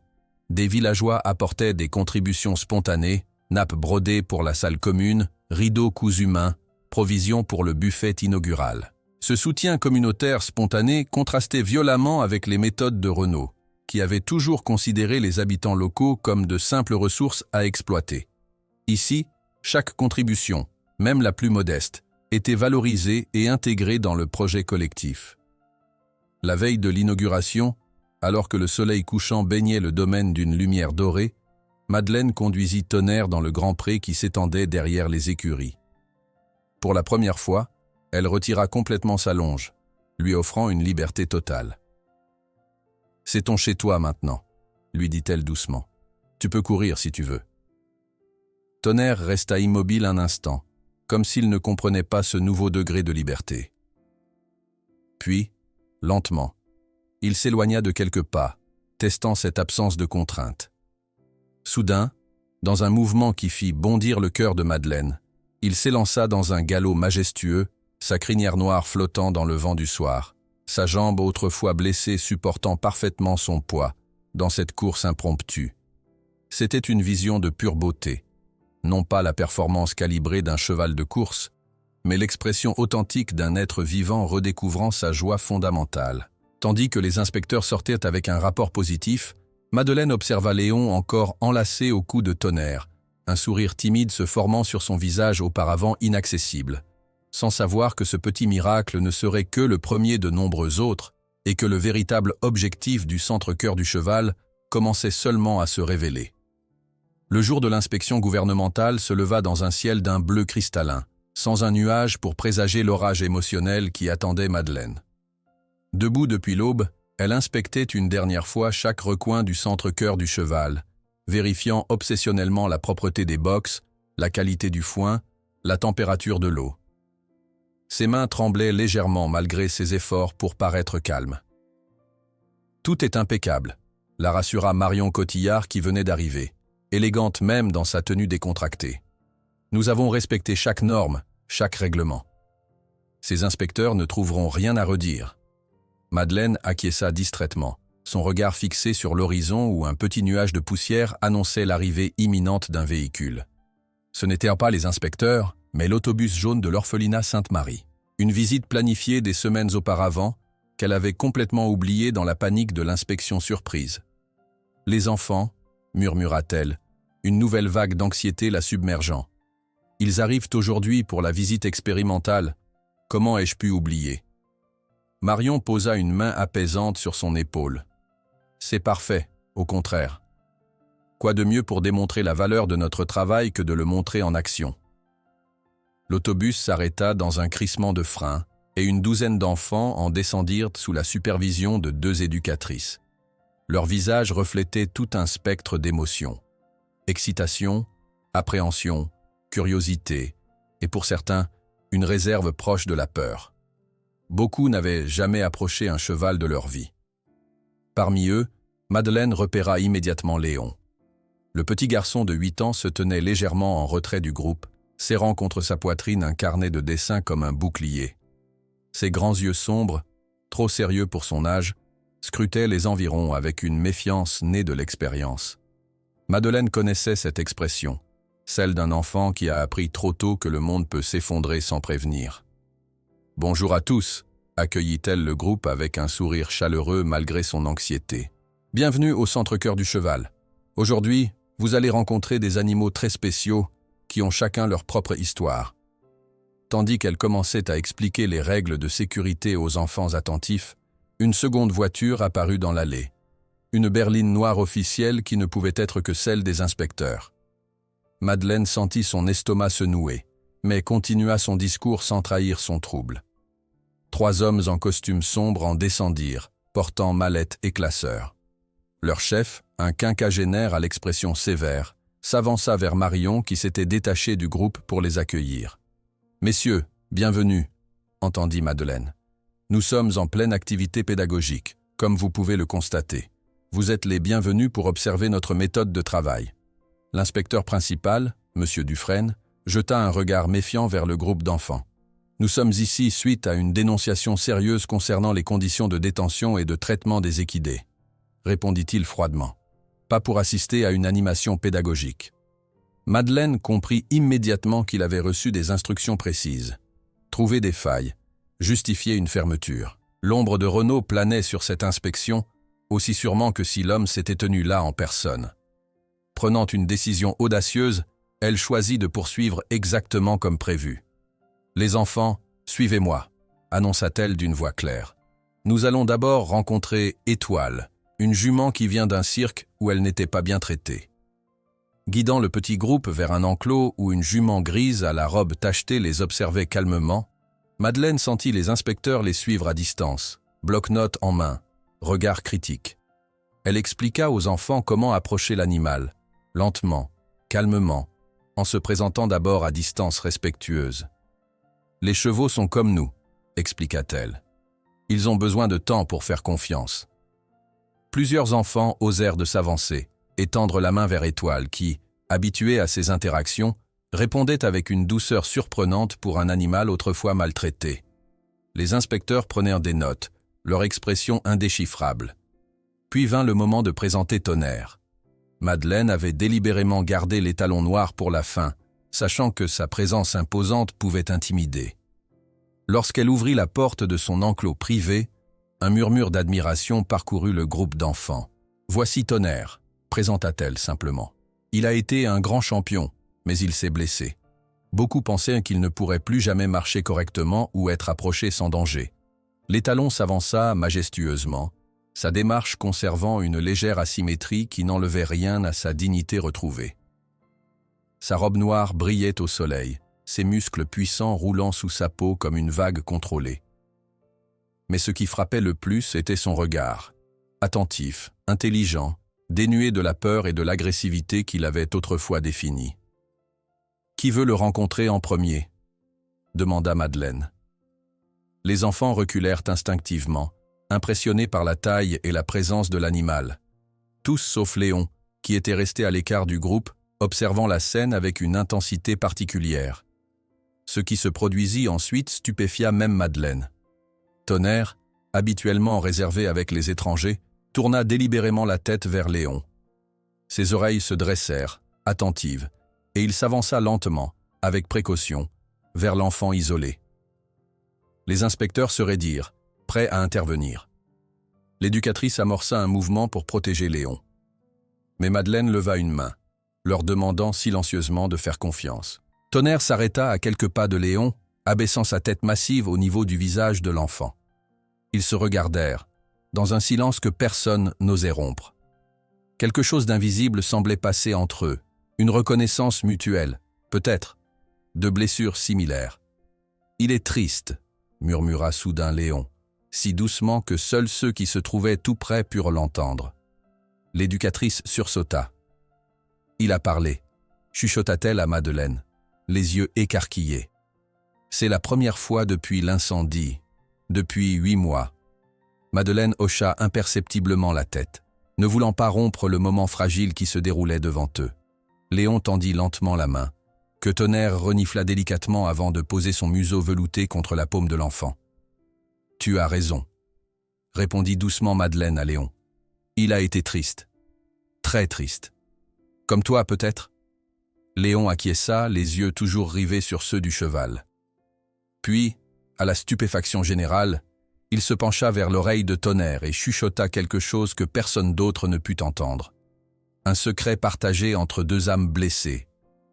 Tonnerre réagit par un léger mouvement de tête, presque un hochement, comme s'il comprenait parfaitement ce que l'enfant venait de lui confier. L'inspecteur principal, qui observait la scène avec une intensité croissante, s'éclaircit la gorge.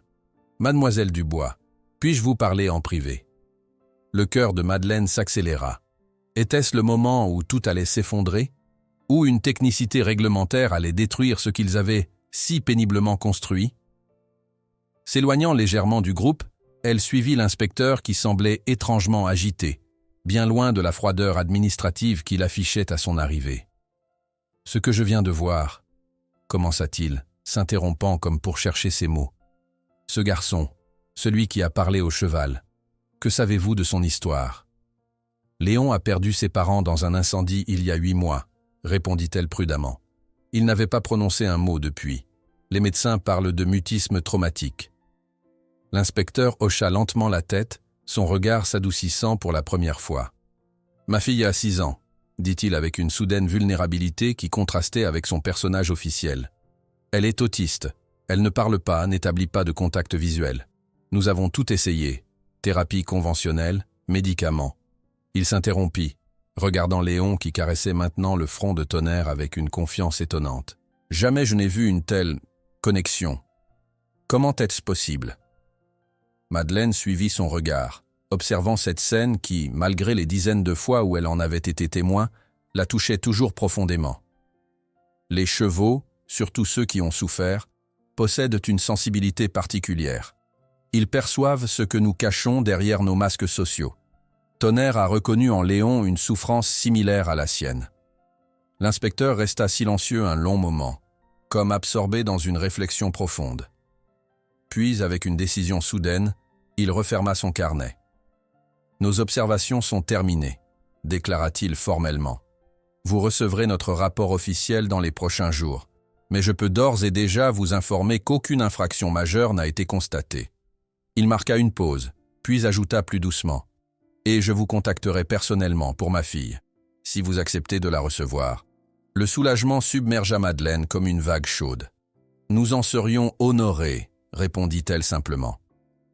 Après le départ des inspecteurs, la journée se poursuivit dans une atmosphère allégée. Les enfants passèrent encore 2 heures au centre, rencontrant les autres animaux, participant à des ateliers simples de pansage et d'alimentation.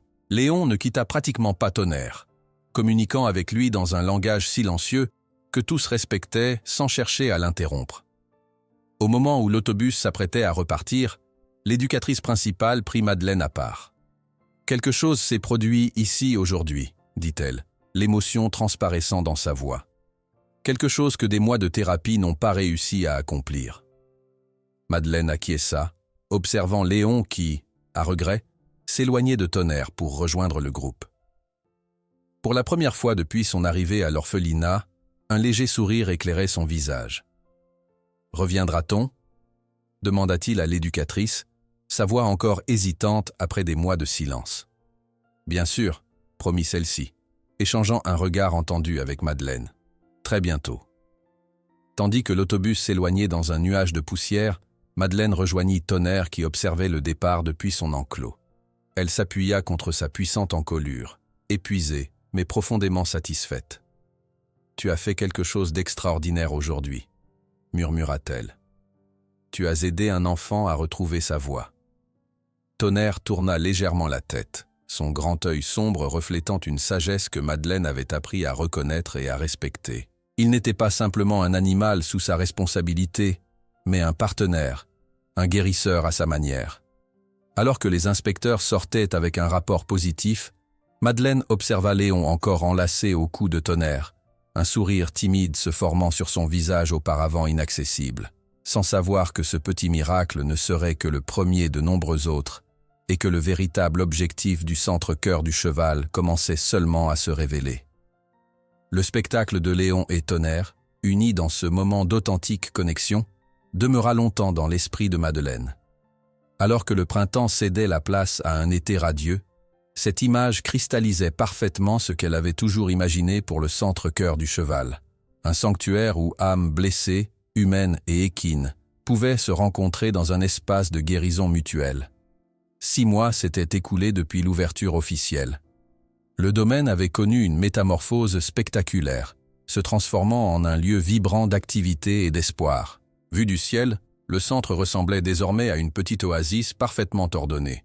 Les bâtiments principaux formaient un U autour d'une cour pavée fleurie, tandis que les paddocks et les prés s'étendaient harmonieusement jusqu'à la lisière des bois environnants. Ce matin-là, Madeleine observait le domaine depuis la fenêtre de son petit bureau installé dans l'ancienne maison du régisseur. Le temps splendide annonçait une journée parfaite pour les activités prévues avec les enfants de l'institut médico-éducatif voisin. Ses yeux s'attardèrent sur Tonnerre qui paissait tranquillement dans le pré principal, sa silhouette majestueuse se détachant contre l'horizon verdoyant. L'étalon avait trouvé sa place, non plus comme machine à courir, mais comme guide et guérisseur. Sa jambe autrefois blessée conservait une légère raideur, mais cela n'entravait en rien son nouveau rôle. Au contraire, cette vulnérabilité visible semblait créer un lien particulier avec les enfants en difficulté qui venaient au centre. « Il sait qu'il est observé », commenta Marion Cotillard, qui venait d'entrer dans le bureau, 2 tasses de café fumant à la main. « Regarde comment il se tient, fierté sans arrogance. » Madeleine sourit en acceptant la tasse. « Il a retrouvé sa dignité. C'est peut-être ça, la vraie guérison. Leur conversation fut interrompue par l'arrivée d'un van blanc aux couleurs du centre. Celui-ci s'arrêta devant les écuries et, à la surprise de Madeleine, en descendit un petit poney gris à l'allure pitoyable, côte saillante, pelage terne, et ce regard éteint qu'elle ne connaissait que trop bien. « Qu'est-ce que » commença-t-elle en se précipitant vers la sortie. Le vétérinaire qui accompagnait l'animal, le docteur Bertrand, un homme d'une 50aine d'années au visage bienveillant, lui fit signe. Une saisie de la SPA dans une ferme abandonnée près de Libourne. Les propriétaires sont partis il y a des semaines, laissant les animaux sans nourriture. Madeleine s'approcha doucement du poney qui tressaillit à son approche. « Bonjour, petit », murmura-t-elle. « Tu es en sécurité maintenant. » « Il s'appelle Mistral, d'après sa puce d'identification », expliqua le vétérinaire. « La SPA a contacté tous les centres équestres de la région, mais personne ne veut d'un poney traumatisé qui pourrait mordre les enfants. »« Nous le prendrons », déclara Madeleine sans hésitation, ignorant le regard inquiet de Marion. « C'est exactement pour cela que nous existons. » Ce nouveau venu n'était pas un cas isolé. Au fil des semaines, le centre Cœur du Cheval avait acquis une réputation de refuge pour les cas désespérés. Après Tonnerre, d'autres chevaux perdus avaient commencé à arriver. Étoile, l'ancienne jument de cirque aux cicatrices multiples. Velours, un cheval de trait retraité dont le propriétaire ne pouvait plus assumer les frais. Tempête, un pur sang réformé après une fracture similaire à celle de Tonnerre. Chacun de ces animaux avait son histoire, ses traumatismes, ses peurs spécifiques. Et pour chacun, Madeleine développait une approche personnalisée, documentant méticuleusement ses observations et ses méthodes. Ce qui avait commencé comme une intuition personnelle se transformait progressivement en une méthodologie structurée qui attirait l'attention de la communauté vétérinaire. 2 fois par mois, des étudiants de l'École nationale vétérinaire de Toulouse venaient observer ces techniques. Ils la regardaient avec un mélange de scepticisme initial et d'émerveillement progressif, tandis qu'elle passait des heures simplement assise près d'un cheval terrorisé, parfois chantant doucement, parfois dans un silence total, toujours attentive aux moindres changements dans la posture ou la respiration de l'animal. « Ce n'est pas de la magie », expliquait-elle patiemment à un groupe d'étudiants fascinés par la transformation d'étoiles, qui permettait désormais à des enfants handicapés de la brosser. C'est simplement reconnaître que ces animaux ont une expérience émotionnelle complexe qui mérite notre respect. La confiance ne se commande pas, elle se gagne. Le professeur Moreau, venu spécialement de l'université, prenait des notes frénétiques. « Ce que vous faites intuitivement défie nos manuels », admit-il un jour. « Nous enseignons des protocoles standardisés, mais vous nous montrez qu'il existe une dimension relationnelle que la science commence à peine à explorer. » Parmi les visiteurs réguliers du centre, Léon occupait une place spéciale. Depuis sa première rencontre avec Tonnerre, le petit garçon venait chaque semaine, et sa transformation était remarquable. Sa voix, d'abord hésitante et rare, s'affirmait progressivement. Il parlait désormais en phrases complètes et avait développé une compréhension intuitive des chevaux que même Madeleine trouvait parfois étonnante. Un après-midi d'automne, alors que les feuilles des chênes environnants se teintaient d'or et de pourpre, Léon observait attentivement Mistral, le poney récemment arrivé, qui refusait encore toute approche humaine. « Il a des cauchemars », déclara-t-il soudain à Madeleine qui supervisait la séance à distance. « Comment le sais-tu » demanda-t-elle intriguée. « Ses yeux » répondit simplement l'enfant.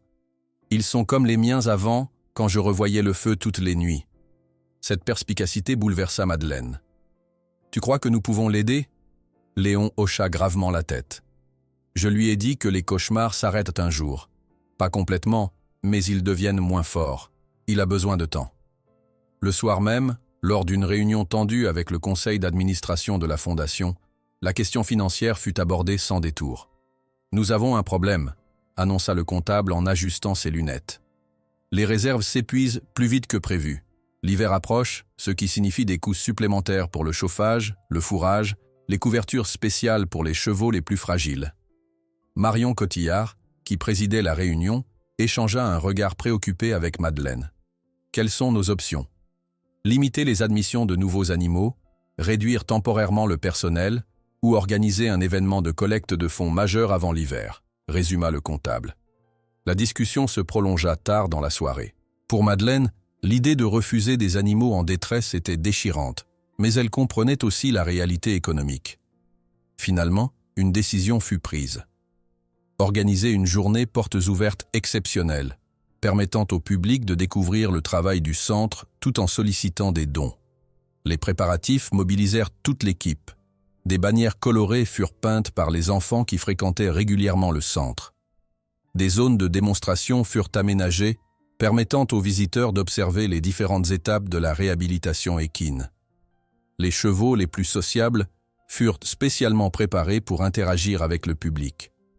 Le jour de l'événement, Madeleine fut stupéfaite par l'affluence. Des centaines de personnes, familles locales, agriculteurs curieux, touristes attirés par la réputation grandissante du centre, formaient une file d'attente qui s'étendait jusqu'à la route principale. « Je n'aurais jamais imaginé un tel succès », confia-t-elle à Marion tandis qu'elles accueillaient les premiers visiteurs. La journée se déroula comme un tourbillon joyeux. Des démonstrations se succédaient dans le manège principal, montrant l'évolution des chevaux depuis leur arrivée. Tonnerre, désormais véritable ambassadeur du centre, impressionna les spectateurs par une présentation de dressage adaptée avec Madeleine. Une chorégraphie élégante qui mettait en valeur sa récupération extraordinaire tout en respectant ses limitations. Léon, désormais suffisamment confiant pour parler en public, guidait fièrement Étoile dans un petit circuit, expliquant aux visiteurs ébahis comment la jument, autrefois terrifiée par le contact humain, avait progressivement réappris à faire confiance. Dans l'après-midi, alors que l'événement battait son plein, Madeleine remarqua une voiture luxueuse garée discrètement sur la route adjacente au domaine. Son cœur manqua un battement lorsqu'elle reconnut la silhouette qui en descendait, Philippe Renaud, observant la scène de loin, expression indéchiffrable sur son visage amaigri. « Il est venu », murmura-t-elle à Marion qui suivit son regard. « Laisse-le regarder », répondit celle-ci. « Qu'il voit ce que tu as créé à partir de ce qu'il voulait détruire. » Madeleine n'eut pas le temps de s'attarder sur cette apparition inattendue. Le ciel, jusqu'alors parfaitement bleu, s'assombrit soudainement. Des nuages menaçants s'amoncelèrent à l'horizon et un vent froid se leva, faisant claquer les bannières. « Orage en approche », annonça un agriculteur local, scrutant le ciel d'un œil expert. Et pas un petit. La panique initiale fut vite remplacée par une organisation remarquable. Comme guidés par un instinct collectif, visiteurs et bénévoles s'unirent spontanément. Les enfants furent regroupés dans le bâtiment principal. Les chevaux les plus nerveux furent conduits dans leur box par des volontaires improvisés. Des chaînes humaines se formèrent pour mettre à l'abri les équipements et protéger les installations. Madeleine, dirigeant les opérations depuis la cour centrale, fut frappée par la beauté de cette solidarité spontanée. Des inconnus s'entraidaient. Des citadins en tenues élégantes transportaient des ballots de foin aux côtés d'agriculteurs aux mains calleuses, tous unis par un objectif commun, protéger ce lieu et ses habitants à quatre pattes. Lorsque les premières gouttes, lourdes et glacées, commencèrent à tomber, la majorité des visiteurs et des animaux étaient en sécurité. Madeleine, trempée mais radieuse, rejoignit Tonnerre dans son box. L'étalon, remarquablement calme malgré le tonnerre qui grondait désormais, l'accueillit d'un léger hennissement. « Tu vois » lui murmura-t-elle en appuyant son front contre le sien.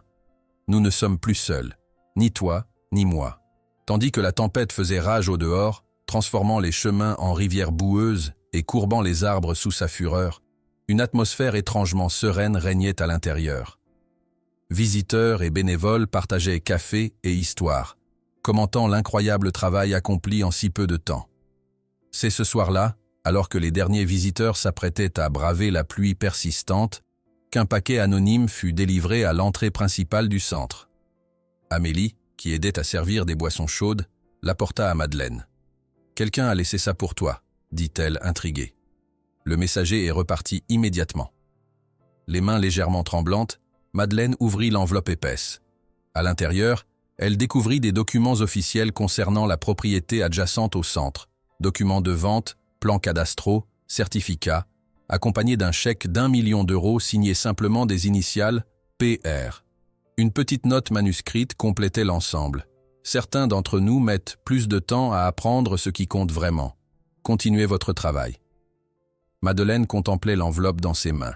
Les initiales PR, semblant briller sous la lumière tamisée du bureau. 1 million d'euros et les terres adjacentes, un geste qui changerait à jamais l'avenir du centre-cœur du Cheval. La pluie continuait de battre contre les vitres, comme pour souligner l'importance de ce moment charnière. 1 an s'était écoulé depuis cette soirée orageuse. Le printemps paraît désormais les collines de Saint-Émilion d'une explosion de verdure et de fleurs sauvages. L'expansion du centre, rendue possible par la mystérieuse donation, avait transformé le domaine au-delà des espérances les plus folles de Madeleine. Ce matin-là, elle relisait pour la 10e fois l'invitation officielle posée sur son bureau. Le Congrès international de bien-être animal a l'honneur de vous convier à présenter votre méthodologie révolutionnaire lors de notre session plénière à Paris. Les mots semblaient irréels, comme appartenant à une autre vie que la sienne. Tu vas finir par la froisser à force de la manipuler, plaisanta Marion Cotillard en entrant dans le bureau, élégante comme toujours malgré sa tenue décontractée. Madeleine sourit, nerveuse. Paris. Je n'ai jamais quitté la région et parlé devant des centaines de spécialistes. Qui mieux que toi pour expliquer ce que nous faisons ici, répondit doucement Marion, s'approchant de la fenêtre qui offrait une vue imprenable sur le domaine agrandi. De là-haut, on pouvait embrasser d'un seul regard l'ampleur de la transformation. Les nouveaux bâtiments s'intégraient harmonieusement aux structures d'origine. Les espaces d'hiver, construits pour abriter les animaux pendant la saison froide, formaient un demi-cercle autour d'un manège couvert. De petites maisons pour les volontaires résidents ponctuaient la propriété, chacune entourée d'un jardin que les occupants entretenaient avec fierté. Dans le pré principal, Tonnerre se détachait par sa silhouette majestueuse. L'étalon noir, désormais âgé de 8 ans, avait pleinement assumé son rôle d'ambassadeur du centre. Sa robe brillait au soleil tandis qu'il se tenait immobile, permettant à un petit groupe d'enfants en fauteuil roulant de le toucher sous la supervision attentive de Léon, devenu à 12 ans un assistant précieux. « Regarde-le » murmura Madeleine. Qui aurait cru qu'un animal autrefois considéré comme dangereux deviendrait si patient avec les enfants les plus vulnérables? La scène qui se déroulait sous leurs yeux illustrait parfaitement la philosophie du centre. Tonnerre, malgré sa taille impressionnante, ajustait instinctivement sa posture pour que les enfants aux capacités motrices limitées puissent atteindre son encolure. Ses oreilles mobiles suivaient attentivement chaque son, mais son calme restait inébranlable. Un visiteur inattendu interrompit leur contemplation. Le docteur Laurent, celui-là même qui avait initialement recommandé l'euthanasie de Tonnerre, se tenait dans l'encadrement de la porte, l'air légèrement embarrassé. « Je passais dans la région », expliqua-t-il, « et je voulais voir de mes propres yeux ce miracle dont tout le monde parle. » Madeleine l'accueillit sans rancune. « Venez, docteur. Tonnerre sera ravi de vous démontrer à quel point vous vous êtes trompé. » Le vétérinaire émit un petit rire nerveux. « Je n'ai jamais été aussi heureux d'avoir eu complètement tort. » Lors de leur promenade à travers le domaine, le docteur Laurent observait avec une fascination professionnelle les méthodes mises en place. Dans chaque espace, des animaux autrefois considérés comme irrécupérables interagissaient paisiblement avec des soigneurs ou des visiteurs. « C'est extraordinaire », admit-il finalement, s'arrêtant pour observer Tonnerre qui s'était approché de la clôture à leur arrivée. La musculature s'est parfaitement redéveloppée autour de l'ancienne blessure. Sa démarche présente toujours une légère asymétrie, mais la compensation est remarquablement équilibrée. Il a trouvé son propre rythme, expliqua Madeleine. Nous n'avons jamais cherché à recréer ce qu'il était avant l'accident, mais à l'aider à découvrir ce qu'il pouvait devenir après. Les jours précédant son départ pour Paris furent remplis d'une anxiété croissante. Madeleine, qui n'avait jamais parlé devant plus de quelques dizaines de personnes, s'enfermait des heures durant dans sa chambre pour répéter sa présentation, sous le regard patient de Tonnerre qu'il observait depuis son pré. La veille de son départ, elle passa un long moment avec chacun des animaux dont elle avait la charge, particulièrement avec Tonnerre. « Je reviens vite », lui promit-elle, appuyant son front contre celui de l'étalon qui semblait comprendre l'importance du moment. L'animal effleura son épaule de ses naseaux veloutés, dans ce geste de réconfort qu'il avait développé au fil des années. Sa sensibilité aux émotions humaines s'était affinée au point que les nouveaux soigneurs plaisantaient en disant qu'il lisait dans les pensées. L'immense auditorium parisien, avec ses rangées de sièges en gradin et ses systèmes audiovisuels sophistiqués, intimidait Madeleine au point qu'elle eut un moment de panique en coulisses. Les mains moites, le cœur battant, elle observait par l'entrebâillement du rideau les centaines de professionnels qui s'installaient, vétérinaires, chercheurs, représentants d'organisations de protection animale du monde entier. « Respire », se murmura-t-elle, fermant les yeux pour retrouver son calme. Elle imagina Tonnerre, sa présence rassurante, sa patience infinie. Fais comme avec eux, sois simplement présente. Lorsqu'elle monta finalement sur l'estrade, les lumières éblouissantes masquèrent d'abord les visages de l'assistance. Sa voix trembla pendant les premières phrases, puis, progressivement, en parlant des animaux qu'elle aimait, elle retrouva son assurance. « La réhabilitation équine n'est pas une science exacte », expliqua-t-elle, tandis que défilèrent derrière elle des images saisissantes de Tonnerre et des autres pensionnaires du centre. Elle repose sur une compréhension profonde de l'animal en tant qu'individu, avec son histoire unique, ses peurs spécifiques, ses mécanismes de défense particuliers. À mesure qu'elle parlait, décrivant les méthodes développées intuitivement puis affinées par l'expérience, elle remarqua que le public, initialement poli mais distant, s'engageait véritablement. Des stylos prenaient des notes frénétiques, des têtes hochaient en signe d'approbation. Il ne s'agit pas de technique, mais de reconnaissance, poursuivit-elle avec une assurance croissante. Voir dans l'animal non ce qu'il fait, mais qui il est. Les chevaux traumatisés, comme les humains traumatisés, portent leur histoire dans leur corps. Chaque tension musculaire, chaque regard méfiant raconte leur passé. Alors qu'elle concluait sa présentation, un mouvement dans la rangée du fond attira son attention. Un homme se tenait légèrement en retrait, plus mince et moins imposant qu'autrefois, mais immédiatement reconnaissable. Philippe Renaud, vêtu d'un costume sombre sans l'ostentation qui le caractérisait auparavant, écoutait attentivement, son expression indéchiffrable. Les applaudissements nourris qui suivirent à sa présentation lui parurent irréels. Des spécialistes qu'elle avait cités dans ses recherches venaient la féliciter, demandant des précisions, proposant des collaborations. Mais une seule rencontre occupait ses pensées. Elle le trouva près du buffet, se tenant à l'écart des groupes animés qui discutaient avec enthousiasme. « Monsieur Renaud » le salua-t-elle simplement. « Mademoiselle Dubois ». Son visage s'était creusé, les traits autrefois arrogants adoucis par quelque épreuve invisible. Une présentation remarquable. Un silence s'installa entre eux, chargé du poids de leur histoire commune. « C'était vous, n'est-ce pas » demanda-t-elle finalement. La donation anonyme. Il détourna brièvement le regard, puis acquiesça. « J'ai perdu mon empire. Mais peut-être ai-je trouvé quelque chose de plus précieux. » Que s'est-il passé? La question s'échappa avant qu'elle puisse la retenir. Un sourire amer passa sur son visage. Le scandale a fait fuir les investisseurs. Les enquêtes fiscales ont suivi. Et puis, il hésita. Mon fils est revenu dans ma vie. Il souffre d'un trouble du spectre autistique et vit avec son autre parent depuis notre séparation. Il a vu l'histoire de Tonnerre à la télévision et m'a demandé de l'aider à visiter votre centre. Madeleine comprit alors que la transformation de cet homme allait bien au-delà de sa situation financière. « Il sera toujours le bienvenu », dit-elle simplement. Le retour à Saint-Émilion fut triomphal. L'équipe entière l'attendait dans la cour principale. Tonnerre piaffant d'impatience derrière la barrière. Dès qu'il aperçut Madeleine, l'étalon émit un hennissement puissant qui fit sourire tous les présents. « Il n'a pas cessé de regarder vers l'entrée depuis ce matin », expliqua un soigneur, « comme s'il savait exactement quand tu reviendrais. » Marion Cotillard s'avança, tenant par la main un petit garçon aux yeux brillants d'excitation. « Nous avons une surprise », annonça-t-elle. « Léon est officiellement mon fils maintenant, et il veut travailler ici après l'école. » Madeleine s'agenouilla pour se mettre au niveau de l'enfant. « C'est une merveilleuse nouvelle. Tonnerre m'a appris que les cicatrices ne disparaissent pas, » déclara Léon avec une sagesse qui dépassait largement son âge, « mais qu'elles peuvent devenir partie d'une nouvelle histoire. » Les jours suivants furent remplis de nouveaux projets et de nouveaux arrivants. Un poney rescapé de maltraitance fut introduit auprès d'une petite fille réfugiée syrienne qui ne parlait pas français.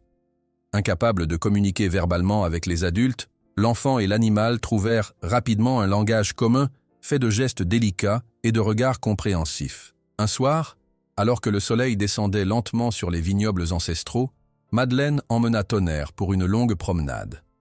Arrivée au sommet d'une colline surplombant la vallée, elle libéra l'étalon de sa longe légère, l'invitant à galoper s'il le souhaitait.